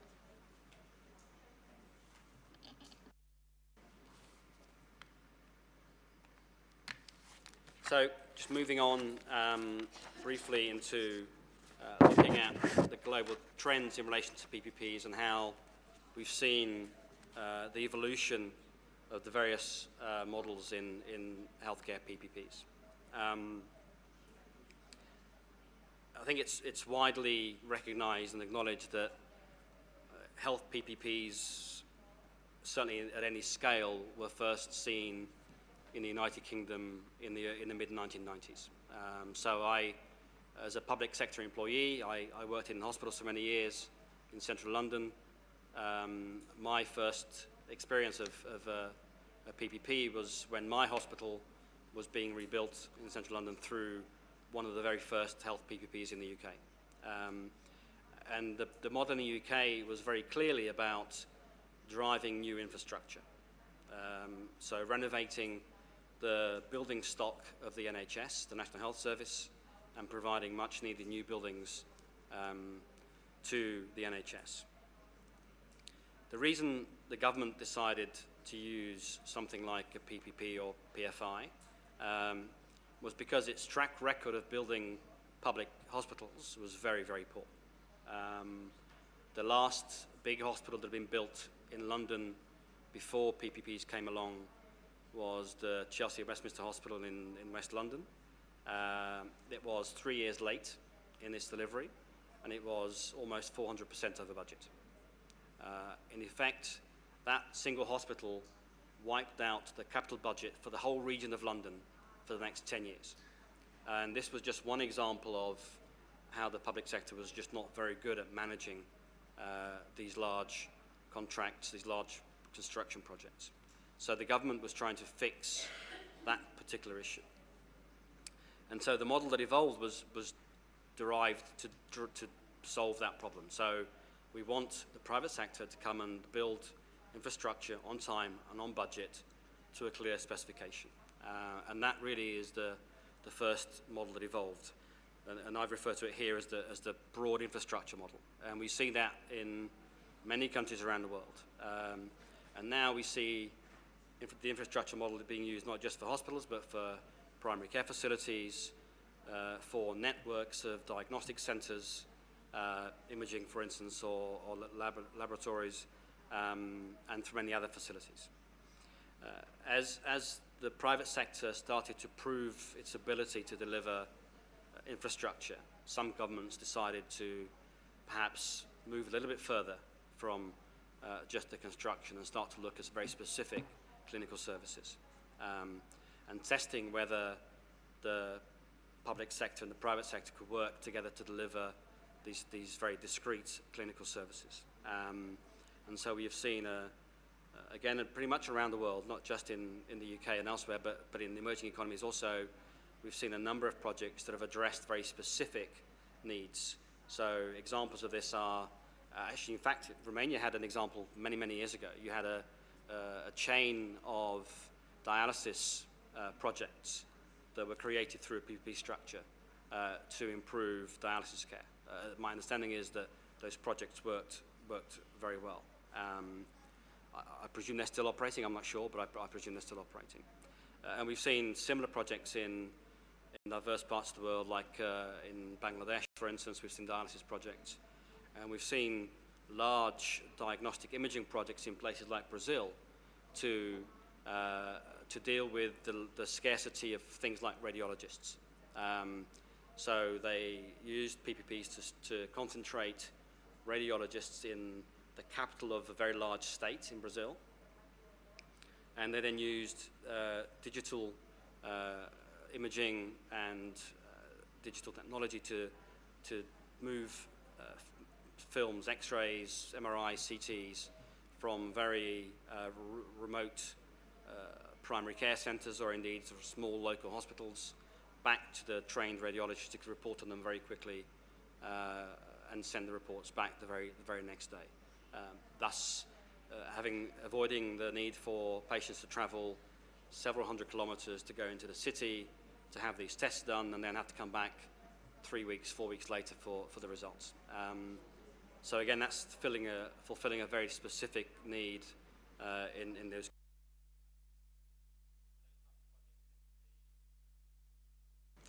Thank you, Lance. So those types of projects tend to be asset light.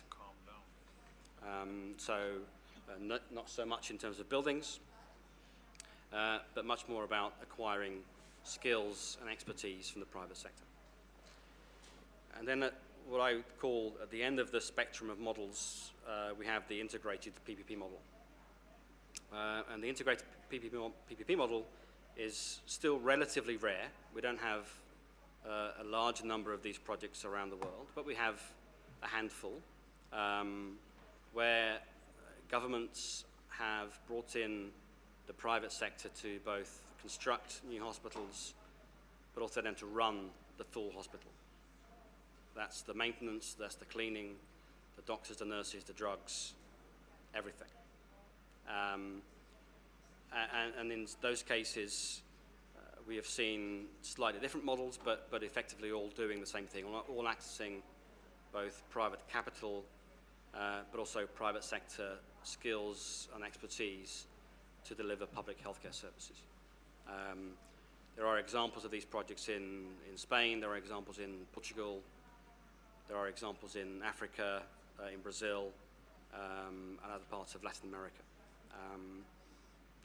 They're still relatively infant in terms of the operating projects, so the data available to say are these projects really working well is still relatively rare, but certainly some of the early signs that we see are very encouraging. So in Spain, for instance, the data shows that one particular project in the Valencia region has delivered services to the public population at the same or better level of quality as the public hospitals, but actually at 25% less cost. The ones in other parts of the world that have not been operating yet long enough to gather some of that data, but again, early signs are that there are some benefits that can be brought to bear to the public sector.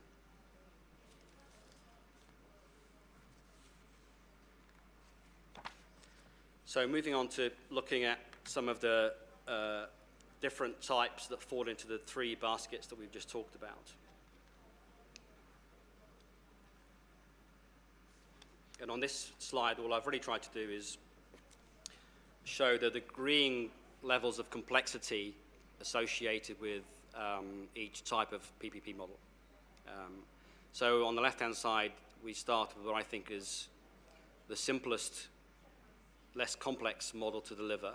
And I say that because the things you're having to define as a public sector entity are less and more well known. So people are used to describing what they want in terms of the hospital, what size of hospital they want, how many beds they want, and there are a lot of experts, some in this room, who can turn that information into specifications for a construction firm to apply. Equally, there's a lot of experience of outsourcing of facilities management services, whether that's cleaning, whether that's laundry, and again, the specifications for those types of services are relatively easy to define and relatively easy for the private sector to interpret. So I would say that's the less complex, but still complex, end of the PPP models.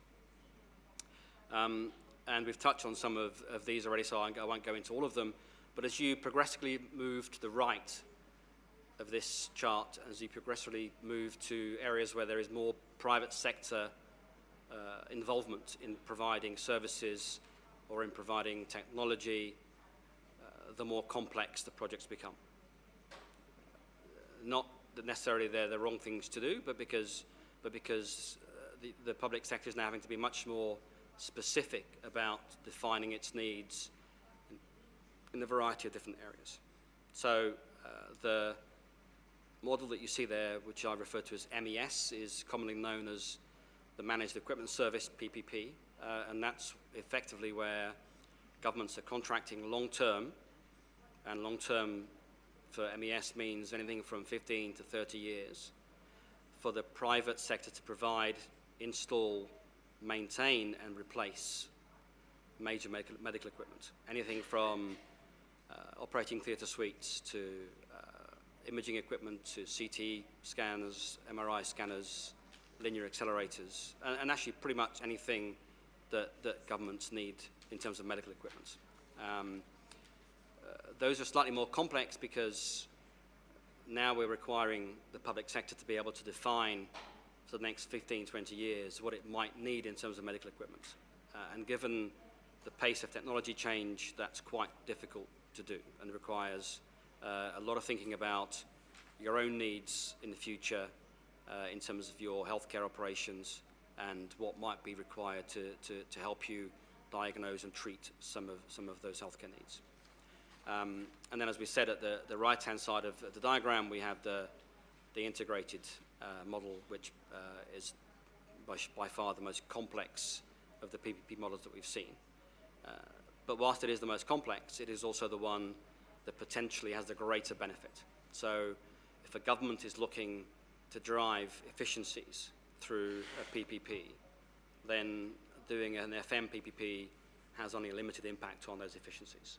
And typically, most hospitals spend somewhere between 5 and 20% of their costs on maintenance and FM services generally. So getting efficiencies in those services is great, but it's not going to move the needle very much in terms of the overall costs. Whereas if you can get efficiencies into the whole operation, then clearly the benefits can be much greater.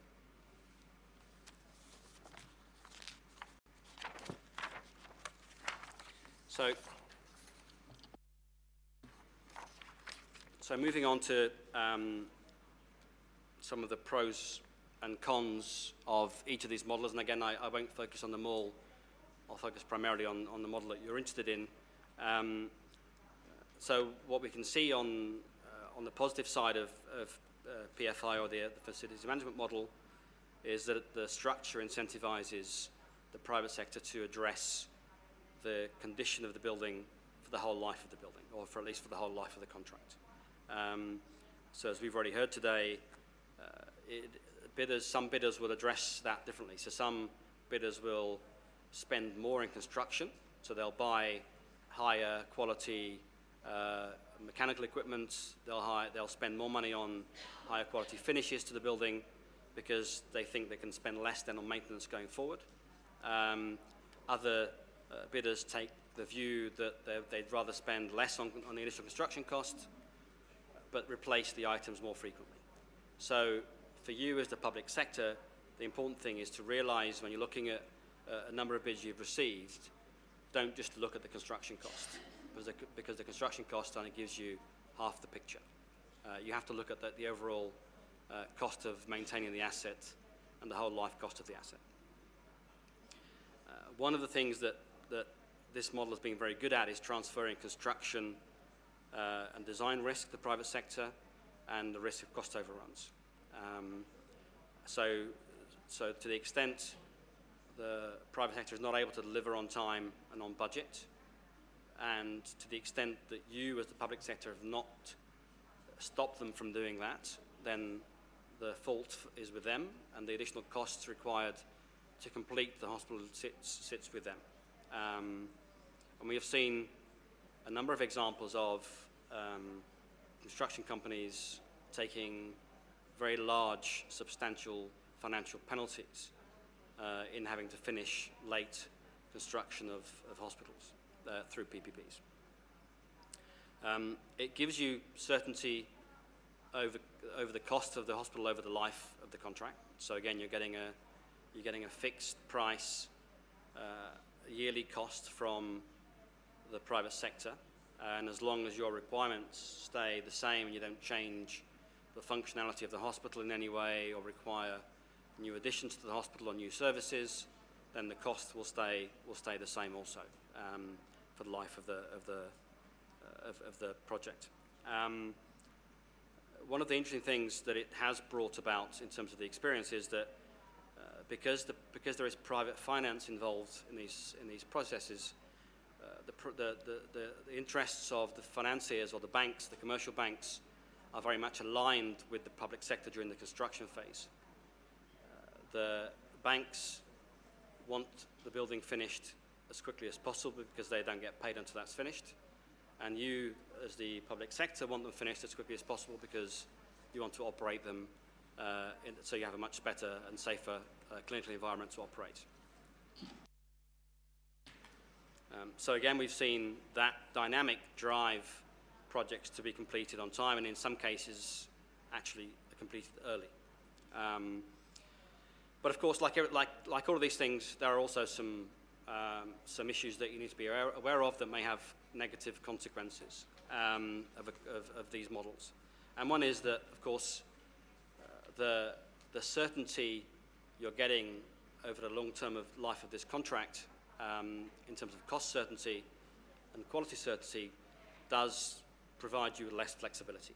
So to the extent you need to change radically what you do in the facilities, and to the extent that requires new construction or reconfiguration of the space, then of course there will be a cost attached to that. And so if you think that the hospital you're about to build doesn't have a long-term life, and by long-term I mean more than 25 or 30 years, then using a PPP is probably not a good idea because you're tying yourself into a long-term structure. But of course, in most cases, these hospitals are needed in the long term for 30, 40, 50 or more years. One of the other things to bear in mind is these projects require detailed specifications, and these specifications typically are set out in a way that is not common to the public sector. These are output-based specifications, and that takes a little bit of time with the advisors and a little bit of training on all parts to figure out how you specify something as an output rather than an input. I'll give you one very simple example why outputs are important. If we take, let's say, a cleaning service. Now, typically in the public sector, you might say to your cleaners, I want this room cleaned 3 times a day. Once in the morning, once in the afternoon, once in the evening. And I want you to clear the waste twice a day. And so they will come and they will do that. And to the extent the room is dirty in between, well, that's just bad luck. They've done what you've asked them to do. The trick in specifying something as an output is that it's up to the private sector to decide how many times they need to do that cleaning and how many times they need to clean the waste based on your specification. So you will specify the standard to which you want this room maintained. You will specify that you want, no litter on the floor, you want no dust on the tables, you want lighting to be functioning, and so forth. And then it's for the private sector to determine what resources they need to deliver that standard. And if they clean it once and it's not right, then you call them back and they have to clean it again. So that's a very simple way of thinking about how you need to specify things in outputs rather than inputs.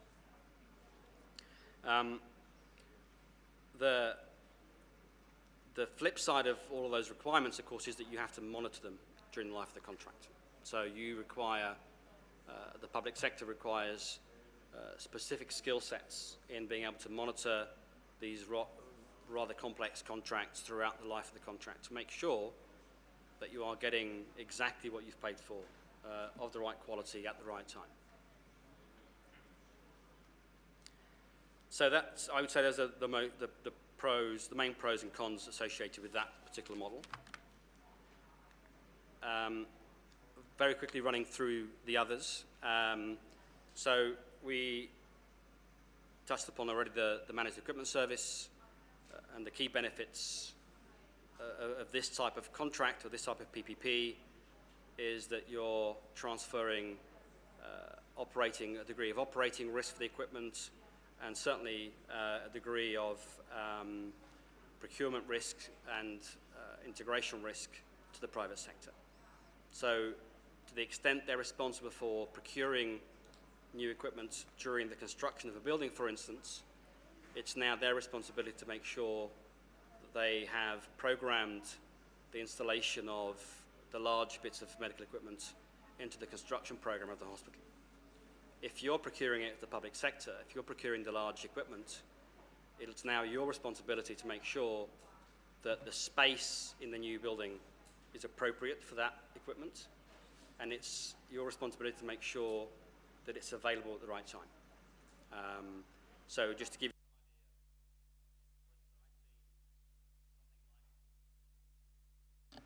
something like an MRI scanner or a CT scanner can take 6 months to install into a building and to commission. So to the extent you're late in providing that equipment, that adds time to the project, which is now your fault, not the private sector's fault. So doing an MES contract can offset some of those risks. You will also get a degree of cost certainty. So again, if you replacing a CT scanner every 8 years, let's say, the private sector over a 15-year period will program 2 replacements, let's say, and they will price that at day 1. And in year 8, when they come to replace that CT scanner, if the price of a scanner has gone up, then that's their problem, not yours. They have had to take a view on pricing for that scanner for the next generation. However, there are limitations to that.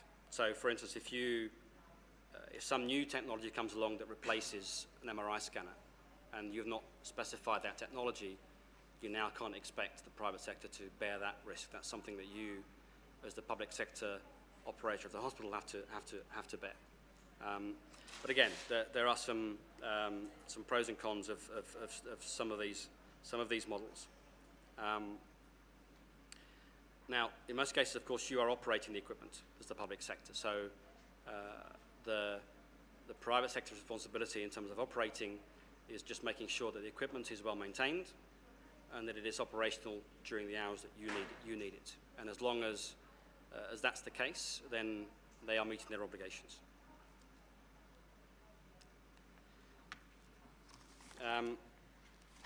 Moving on to discrete medical services, or what I call clinical support services.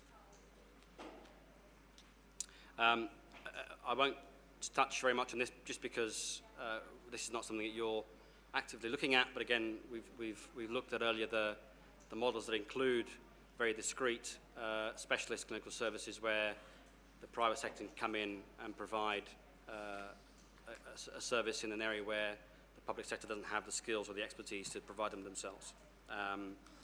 They tend to be shorter term contracts, so in some cases only 5 to 10 years rather than 25, 30 years.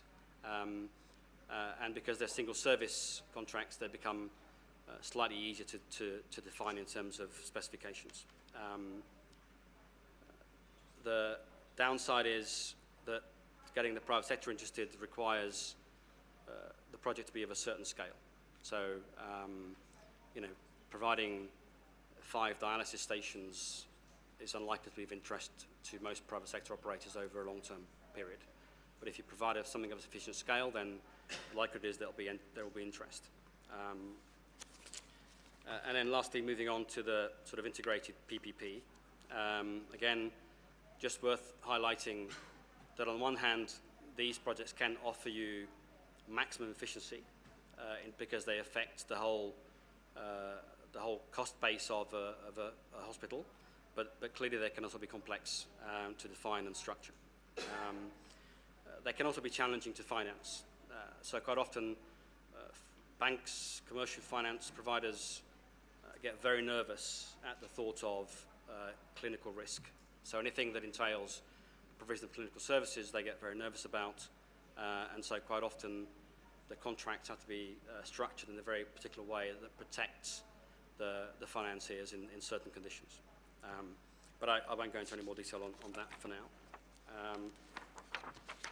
So briefly touching on the PFI model or the FM model that we see around the world, it is by far the most used model, so there is by far the greatest range of experience. And they are all very similar, but just worth highlighting some of the differences that we see around the world. So the UK effectively is construction plus maintenance of the asset plus facilities management services like cleaning, food, linen, the movement of goods, the movement of patients. In Canada, the model there is a slightly different one. The Canadian market and the Canadian government decided that, for a variety of reasons, that they wouldn't include most facilities management services. So the only service included in the Canadian model is the maintenance of the asset, long life maintenance of the building, and the replacement of life cycle items. Mexico is again slightly different, where we see a combination of the UK model, i.e. all soft services and maintenance, but also then a move into IT installations, which can be very complex, and the initial installation of medical equipment as well. My view of having seen a few of these is that anything that involves IT systems as opposed to IT infrastructure becomes very complicated very quickly and is very difficult to transfer substantial risk to the private sector. And then Turkey, which I'm sure you'll hear more about today, has gone another step further, and they've included the provision of some clinical support services like imaging and labs and so forth. So that's just to give you a quick flavour of, even though they're all essentially the same model, how some countries have adopted that model for slightly different purposes.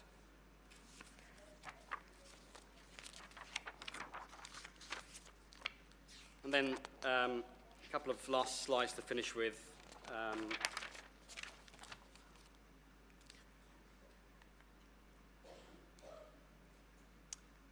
This slide here really is just meant to give you a quick and a very simplistic view of how risk transfer works in a PFI PPP model. And on the left-hand side, I won't go through all of them, but on the left-hand side you'll see the typical risks that are retained by the public sector, the typical risks that are transferred to the private sector, and then on occasion some risks are shared between the two parties. I'll highlight design risk and why I've classified that as a shared risk. So most people will tell you that design risk is a risk that you transfer to the private sector, and in large degrees it is. However, in the PFI model, the public sector, because it is operating the clinical services of the building, have to be comfortable that the building meets its needs and it allows it to operate its clinical services. And so when you define your clinical needs through the output specifications, the private sector will interpret those needs and provide you with a design, and they will expect you to confirm that the design meets your clinical needs. Okay? So the risk that you're retaining as the public sector is that sign-off. When you've confirmed that, yes, it retains, you confirm that the building will be able to operate in the way that you envisage, and you can provide safe clinical healthcare services.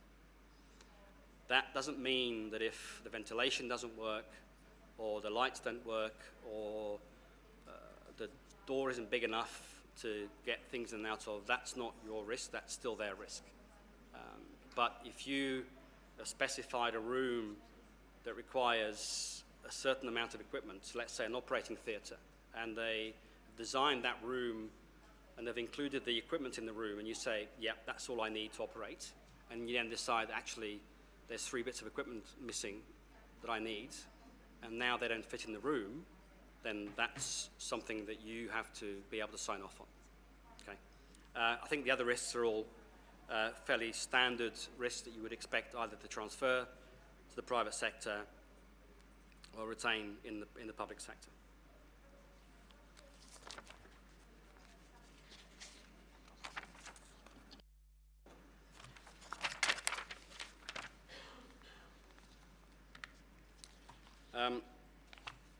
So again, I'll just quickly run through some reflections on my experience of working in a number of different countries on what makes a good PPP. So what are the ingredients that you need for a successful PPP? And I would probably start with what I think we see here actually, which is very strong political will. The prerequisite for any successful project is that you have the political will to see this through, that the support is there, because we all know that there will come times through the project where there are difficulties faced, and unless the political will is there, it is very difficult to move the project forward. I think another critical component is making sure that the project fits within the wider health system. I've seen a number of projects where the PPP hospital is seen as a separate institution, is not integrated back into the wider healthcare system, and that creates a number of different problems. In some countries, that's created problems of demand, so the public sector continues to send patients to other public hospitals but won't send them to the PPP hospital. Or it creates problems where, or indeed misses benefits where you can learn lessons from the new facility, the new model of operating, and you can take those lessons into existing public sector hospitals.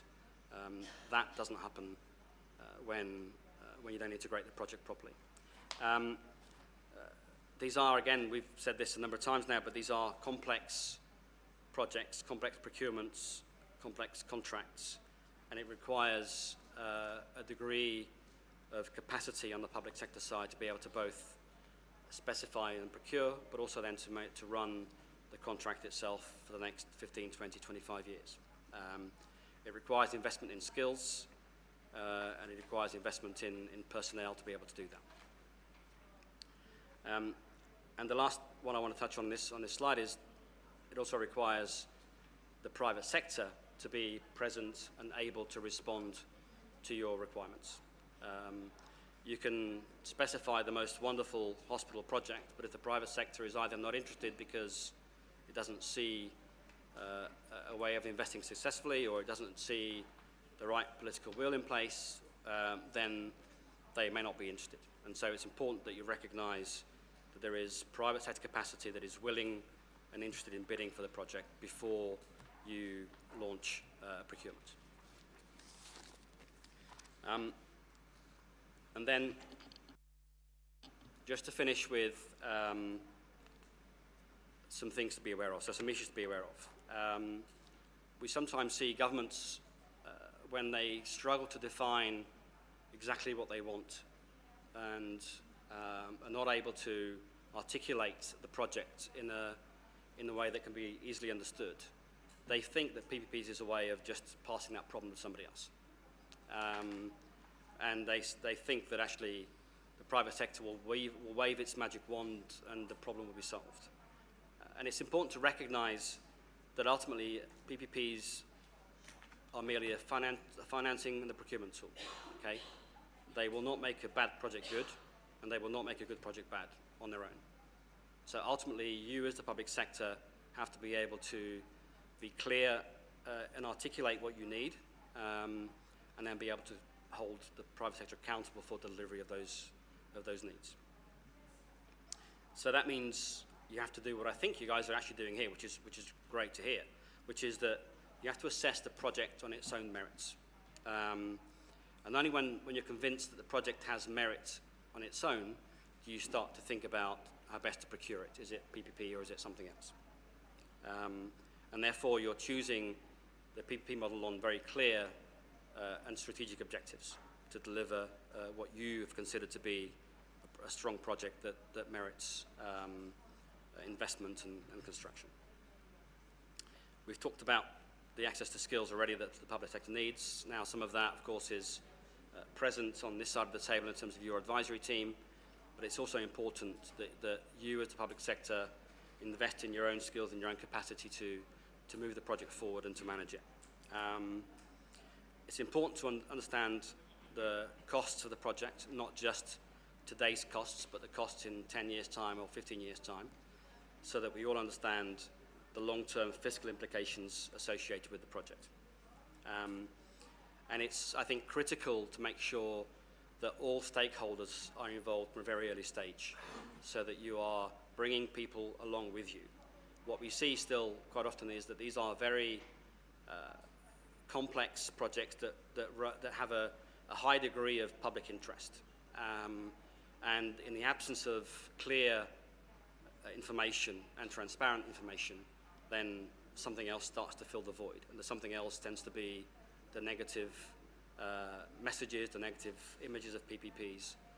And once those messages are out there, it's actually very, very difficult to get control of that message. So clear early involvement of stakeholders is, I think, critical. And when I see projects around the world that have worked really well, it is the ones that have always engaged stakeholders. I'm going to stop there. We had a couple of case studies to touch on, but actually the one I was going to touch on in detail, we've already touched on in terms of the Karolinska project. So happy to take any questions.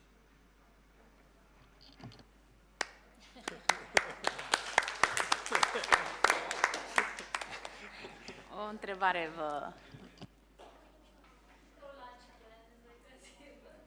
O mică întrebare vă adresez. Dacă îmi puteți da un exemplu de succes în PPP-uri pe spitale regionale de urgență, în special.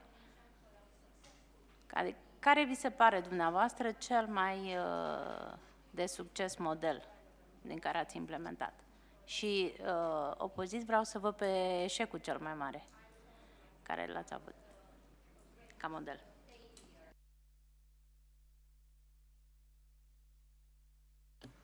Thanks for that easy question. So I've seen lots of examples of emergency hospitals and teaching hospitals being built through these models. In fact, the first project I ever worked on when I was a public sector employee was teaching an emergency hospital in the centre of London. And that model was a combination of construction and maintenance, but also the support services, the cleaning, the food, the laundry. That model worked well in that case because in the UK at that time already there was a very mature facilities management market. So lots of providers, there was lots of experience of outsourcing of cleaning, food, laundry. So the project was able to benefit from all of that experience. I would say I've seen similar projects in other parts of the world, and I won't name them, that have followed that structure, but have struggled to provide any real benefits from the facilities management services because the industry in that country just wasn't mature enough.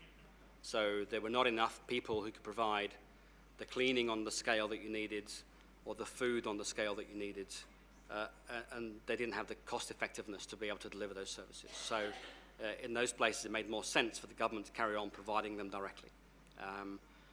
I think partly that was the reason why Canada decided to adopt the version of model that they have, also partly because they had very strong labour unions and didn't want to confront the issue of transferring public employees into the private sector. In terms of where I've seen failures, and there are undoubtedly failures, and I've seen a few, the failures I've seen are the ones where, as I alluded to earlier, the government has not been clear enough about what it wants. So it's not been able to articulate properly its requirements. And so the private sector has responded to something that it's interpreted. And when the procurement process doesn't allow for that to be clarified, and some countries don't, you end up with a result where the government often doesn't get what it thought it was getting. So that I think that I can think of a handful of examples where, in countries where that has happened. In Europe, generally that's not happened. In Europe, generally the procurement processes allow a degree of interaction between bidders and the government in a way that you can clarify things so that you don't end up with a result that's not what you wanted.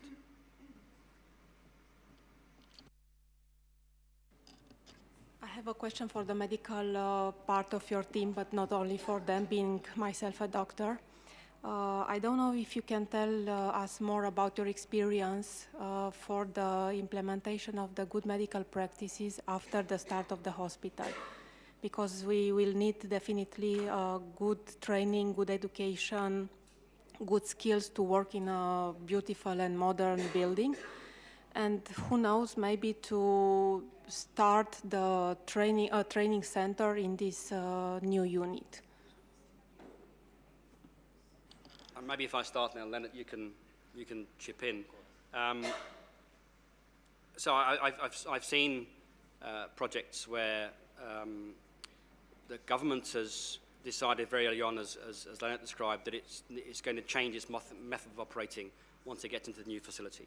And so it has put in place a program of training, new method of operating, new development of protocols within 2 years of moving into the hospital, so that everybody has the time to get acclimatized to the new protocols, the new models of operating, and that you have time to plan the workforce that you need to deliver those new protocols. Now, that typically is very much the responsibility of the public sector, because you are the guys operating the hospital, you employ the nurses and the doctors. So the private sector can help in providing facilitation, so they can help in providing a training center in the hospital. That's something you need. They can help, for instance, they can help provide the training for the medical equipment that they install. So they will bring the manufacturer and start to provide training programs in advance of the hospital opening, so you can train all of your staff on the new equipment. But I think the bulk of that work sits with the public sector. I mean, Leonard, you may want to add to that. Yes, it's a very important question, a very important issue. And when I look back on the New Karolinska project, something that we should have done better was to prepare the staff, the doctors, for the new hospital in advance. Meaning that the moment the decision here is made, when the groundbreaking takes place, when you start to build, when you know this is how it's going to be, you should, with the hospital management and so on, start to think about how are you going to work. And so, of course, a training center is extremely important, but training centers train skills, like hand skills. But what you do need is a kind of a management or organizational and leadership programs. They are extremely important, and we didn't do that as well as we should have, and that's one reason that we had a lot of problem when the people came into the new hospital. But it's been solved now, I think. So start early to think of what you want in terms of organization, management, system, things like that. A very important issue, because we don't have to reinvent the wheel. It was already have been invented, and I think this kind of activity and trainings should start before starting effectively the activity in the hospital. And do you have any kind of collaboration with international organizations, or because they already have the guidelines and protocols and everything? I think there are two aspects to the question. One is the treatment protocols for patients. Those are found within the different societies, specialties in oncology and whatever. And those you can download from the net, so to say. The other one is how to organize the management system. I mean, the organization, the chain of command, and things like that. We have worked mostly with Swedish consultants in that aspect, because there is so much culture in how you organize healthcare, and you cannot take a very large step. even, you know, the general has to look back and see that his troop is following him, and to change organization and culture in healthcare is not so easy. So I don't think you can do it from abroad. You have to do it yourself. But I have some ideas. I can give you some tips, but must be your thing to do. Poate pot să adaug că pe perioada pregătirii, pe perioada acestei consultanțe, avem și o serie de traininguri legate de funcționarea spitalului sau decizii privind funcționarea spitalului și nevoia de cadre medicale este cu siguranță un subiect de discuție. Dincolo, în sensul că participanți de la Facultatea de Medicină, de spitale, vor fi printre participanții la aceste traininguri. Acum, legat de procedurile internaționale și așa mai departe, nu este în scopul acestei asistențe, însă aș vrea să spun că partea asta trebuie cumva preluată și de Ministerul Sănătății prin alte programe. Din partea BERT, ce pot să spun este că noi am inițiat, nu avem încă o decizie, dar am inițiat o discuție cu Coreea de Sud, care e recunoscută ca fiind țara cu unele din cele mai bune servicii medicale din lume, să avem un program de training pe astfel de aspecte, dar nu avem încă confirmarea finanțării. Suntem în discuție pentru anul 2020-2021. Ce pot să mai spun de asemenea este că Ministerul Sănătății în 2014 a încheiat un memorandum de înțelegere cu Coreea de Sud pentru astfel de schimburi de experiențe. Și noi am fost într-un study tour acum câțiva ani, în care au fost și reprezentanți de la Ministerul Sănătății, Ministerul Finanțelor. Cred eu că continuarea acelui protocol ar fi de mare folos pentru spitalele regionale din România. Noi o să, într-o discuție cu următorul ministru, cu actualul ministru, o să menționăm acel memorandum de înțelegere, poate se rea. Acel memorandum a fost între Ministerul Sănătății din Coreea și Ministerul Sănătății din România. Dar astfel de... Cum? Nu vorbesc de model, ci vorbesc de practici internaționale în funcționarea spitalului, adică de partea de operare, întreținere, de... Tocmai pentru că e un proces care necesită foarte multă durată în timp și atunci ar fi important de gândit și din acest aspect în paralel.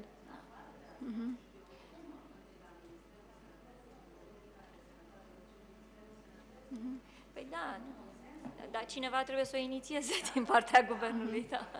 Asta spuneam. Tocmai asta e ideea, exact, de subliniat importanța demarării în paralel.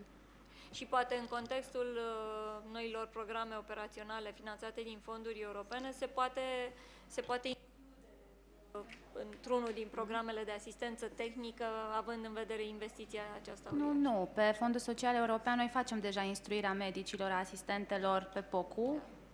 Probabil cum s-o chema viitorul program încă nu știu, dar am putea include partea asta de instruire și de suport pentru zona medicală.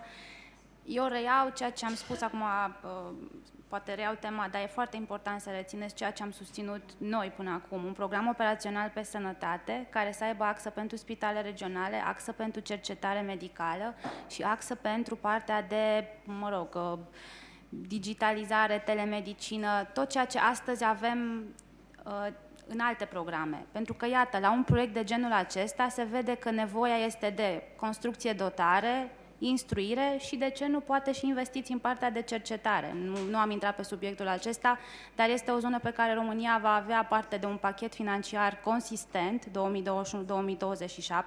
Cercetarea medicală și sănătatea este o prioritate de țară pentru România și cercetarea medicală va putea fi finanțată semnificativ. Sigur, rămâne întrebarea dacă la Brașov putem să aspirăm să dezvoltăm poate asociată acestui spital și o componentă de cercetare, dar toate înseamnă bani nerambursabili care pot însemna și investiții în dotări și în partea de instruire. Dacă avem o gândire integrată, și de aceea v-am și propus să țineți aproape cu Direcția de Programare a Ministerului Fondurilor Europene, dacă avem o gândire integrată, putem să maximizăm și resursele europene pe mai multe nevoi ale acestui tip de proiect.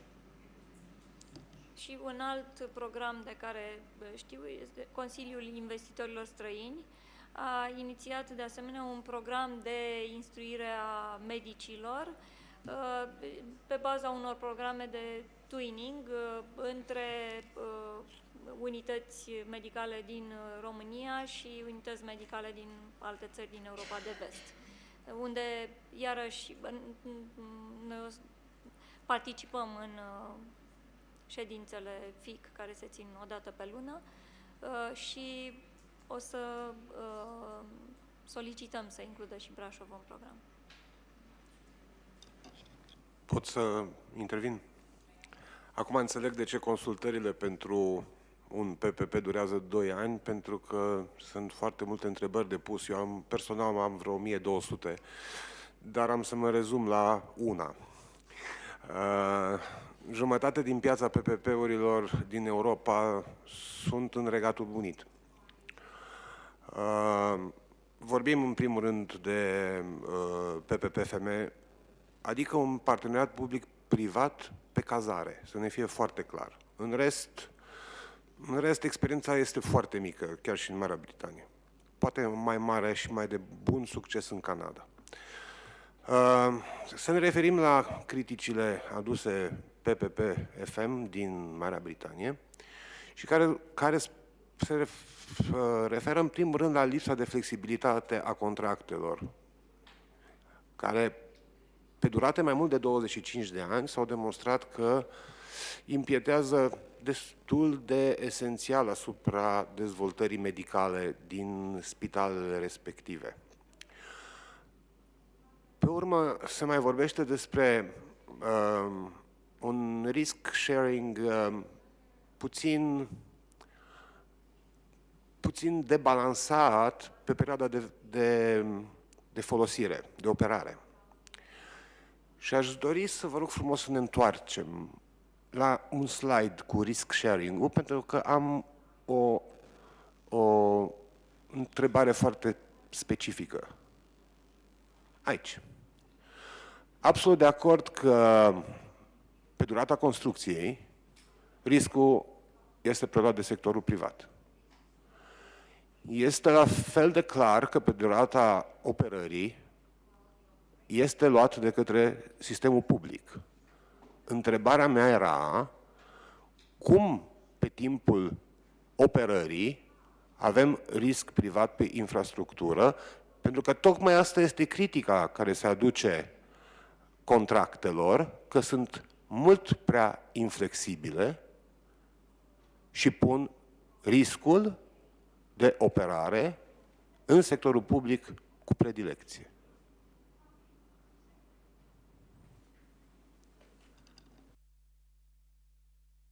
Mai simplu, cum ajunge risc de operare în sectorul privat pe timpul operării? Au devenit contractele mai flexibile?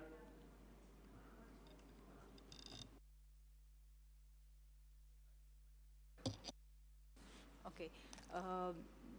Cred că problema aici cu modificarea contractelor este nu numai la contractele de PPP din zona medicală, dar la orice contract de PPP, pentru că ele sunt pe termen foarte lung și problema modificărilor pe structura riscurilor apare cred că la foarte multe proiecte.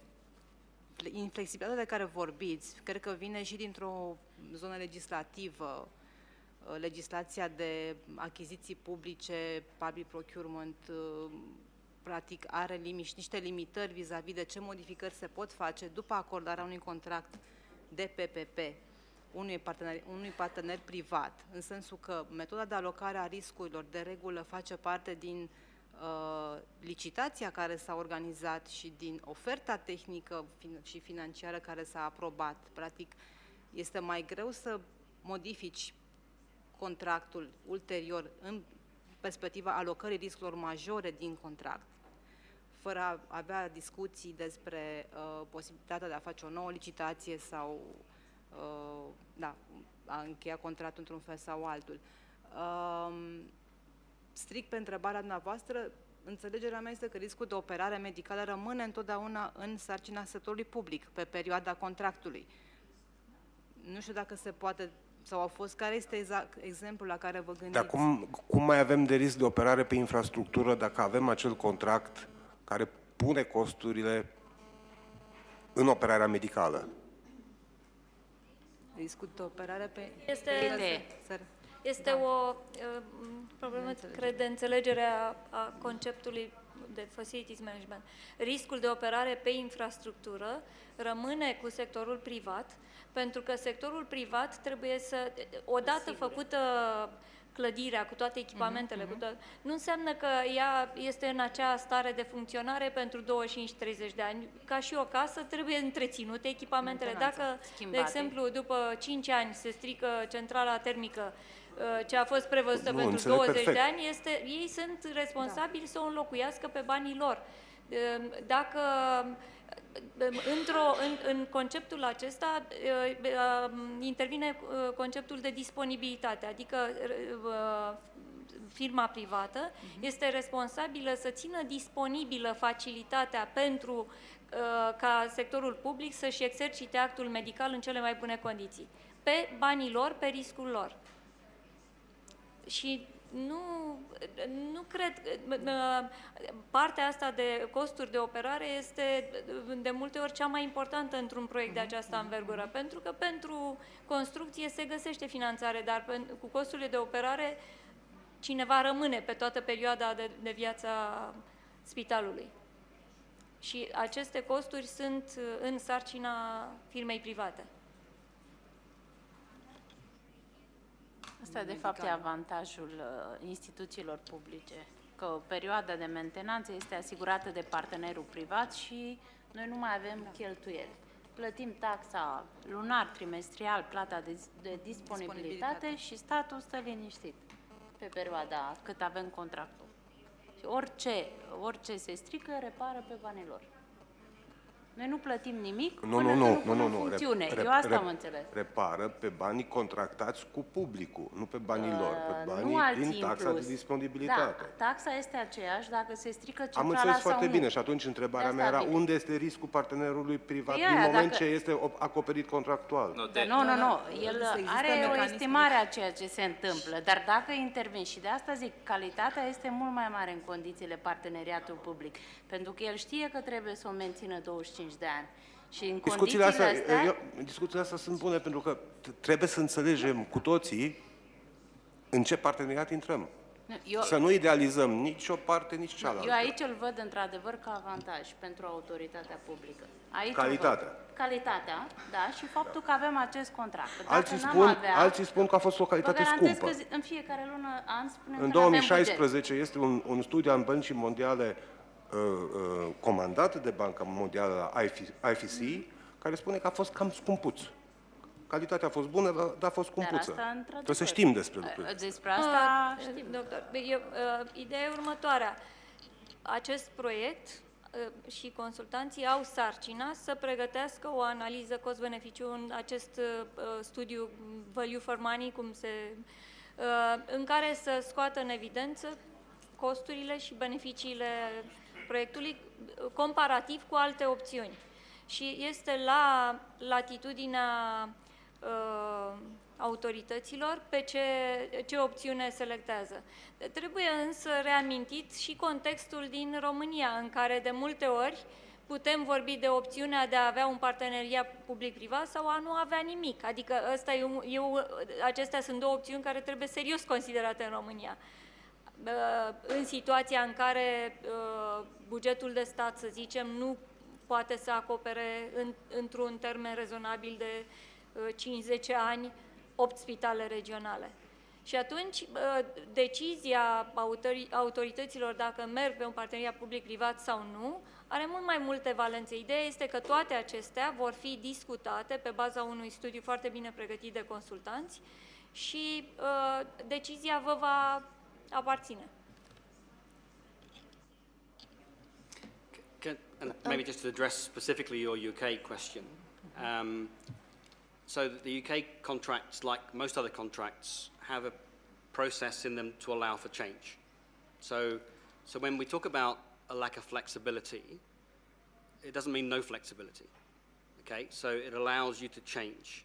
It recognizes that clinical practice and therefore the need for the hospital will change over 10, 15, 25 years. The thing to be very clear about is that when people say there's a lack of flexibility, what they mean is, I can't have everything I want for free. Okay? That's a very different proposition. Maybe back to your question on really what is the operational risk, what is the private investor facing. He's not getting paid anything if the infrastructure is not available at defined standard. So it's a huge risk. I will just add one. Sorry, I will also add one more thing here. On the facilities management, there are two parts to the program. I guess we need to think about the revenue of the hospital and also the cost of the hospital. Ultimately, whatever defined quality is, someone is paying for it, obviously. I guess we talked about the cost versus value of the delivery. So on the volumes, on the facility management side, there are usually services defined as volume services and non-volume services. So obviously, if the volume increases, the revenue also has to increase somehow. For instance, in one of our hospitals, we understand or understood after review with the Ministry of Health of that specific country that the revenue base of a hospital was based on per person per day of staying in that hospital, which is really, if that person is there for like a cardiac surgery, equals if the person is there just for a cosmetic processes. So that's obviously not incremental enough or aggregate enough for assessing what kind of revenues could be in that hospital and what kind of services can be supported too. So as to the flexibility question, in some of these contracts, we also implement things like the market testing, which is every 5 years. Every 5 years, the concessionaire or the private entity and the Ministry of Health could actually sit down, discuss if the services actually should be as defined or should there be some modifications to it. And there is always a competitive process to bring in other service providers into the hospital. So it's not like 25 years of a solid contract that you may end up getting into litigation because in year 10 the previous requirements are not meeting the cost base or the revenue base. So there's some form of flexibility in that as well. That's all.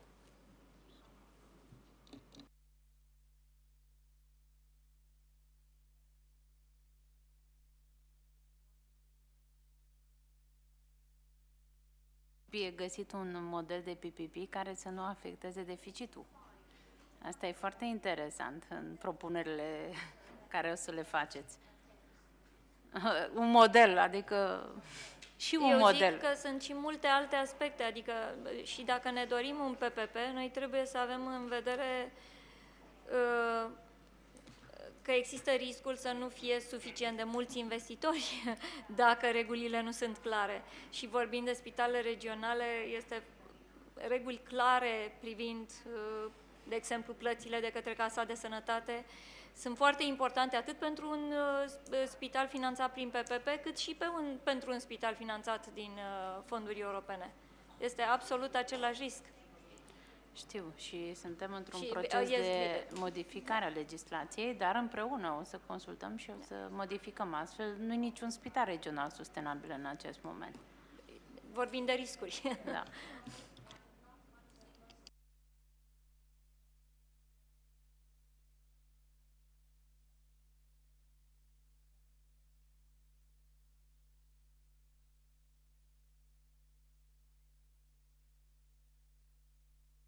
Okay, any more questions towards either of the speakers or the projects or the advisory consortium in general?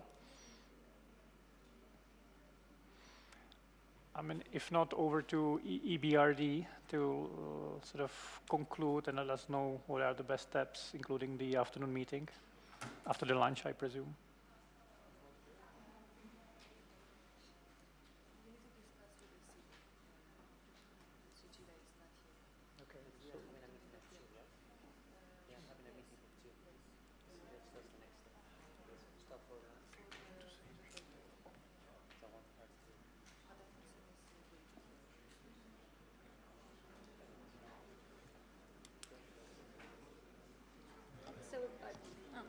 Deci ar urma să avem o pauză acum pentru prânz, iar după amiază ne întâlnim cu echipa de proiect pentru acel sharing de informații și stabilirea calendarului pentru următorii pași, cum va lucra consultantul cu echipa de proiect.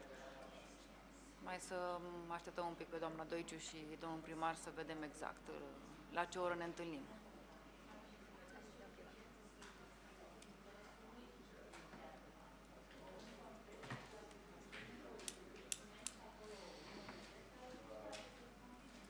Cum propuneți? Care-i... Păi, ne-am propune să avem acum o pauză pentru prânz, o Da. oră, și apoi să ne întâlnim de la ora 2 cu echipa de proiect. Ceasul este 1 și un sfert acum. 1. Da. La ora 3. La 3? Cred că e... Da. E pentru... Nu, mâine. Ora 3 ai... Yes, lunch and then... Ok. Da. Da? Atunci la ora 3 ne întoarcem la primărie și Da. e discuție tehnică. Bine. Și atunci, la discuția asta, ar trebui să stabilim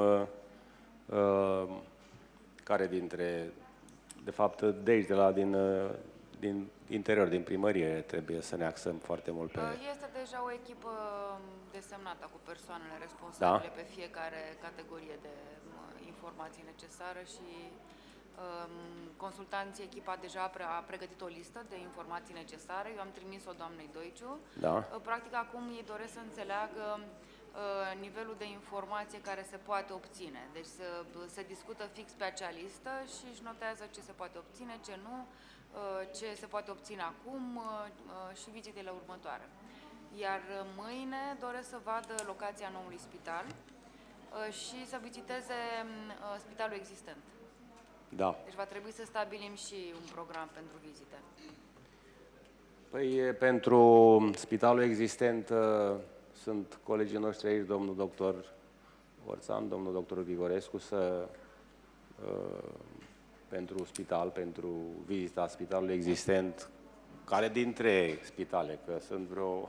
Cred că clădirea principală. Clădirea principală. Atunci trebuie vorbi cu domnul director de la spital, să stabilim cu domnul director lucrurile astea. Pentru mâine, pentru astăzi, atunci, dacă... Cici, pentru astăzi ai stabilit care sunt persoanele de discuție acum după...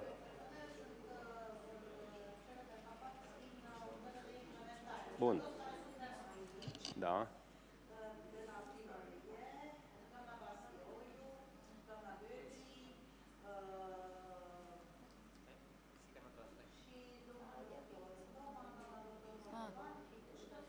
În regulă. Bun. De la ora... și la 3 ne întoarcem. La 3. Da? Bine? Bine. În regulă. Mulțumim mult.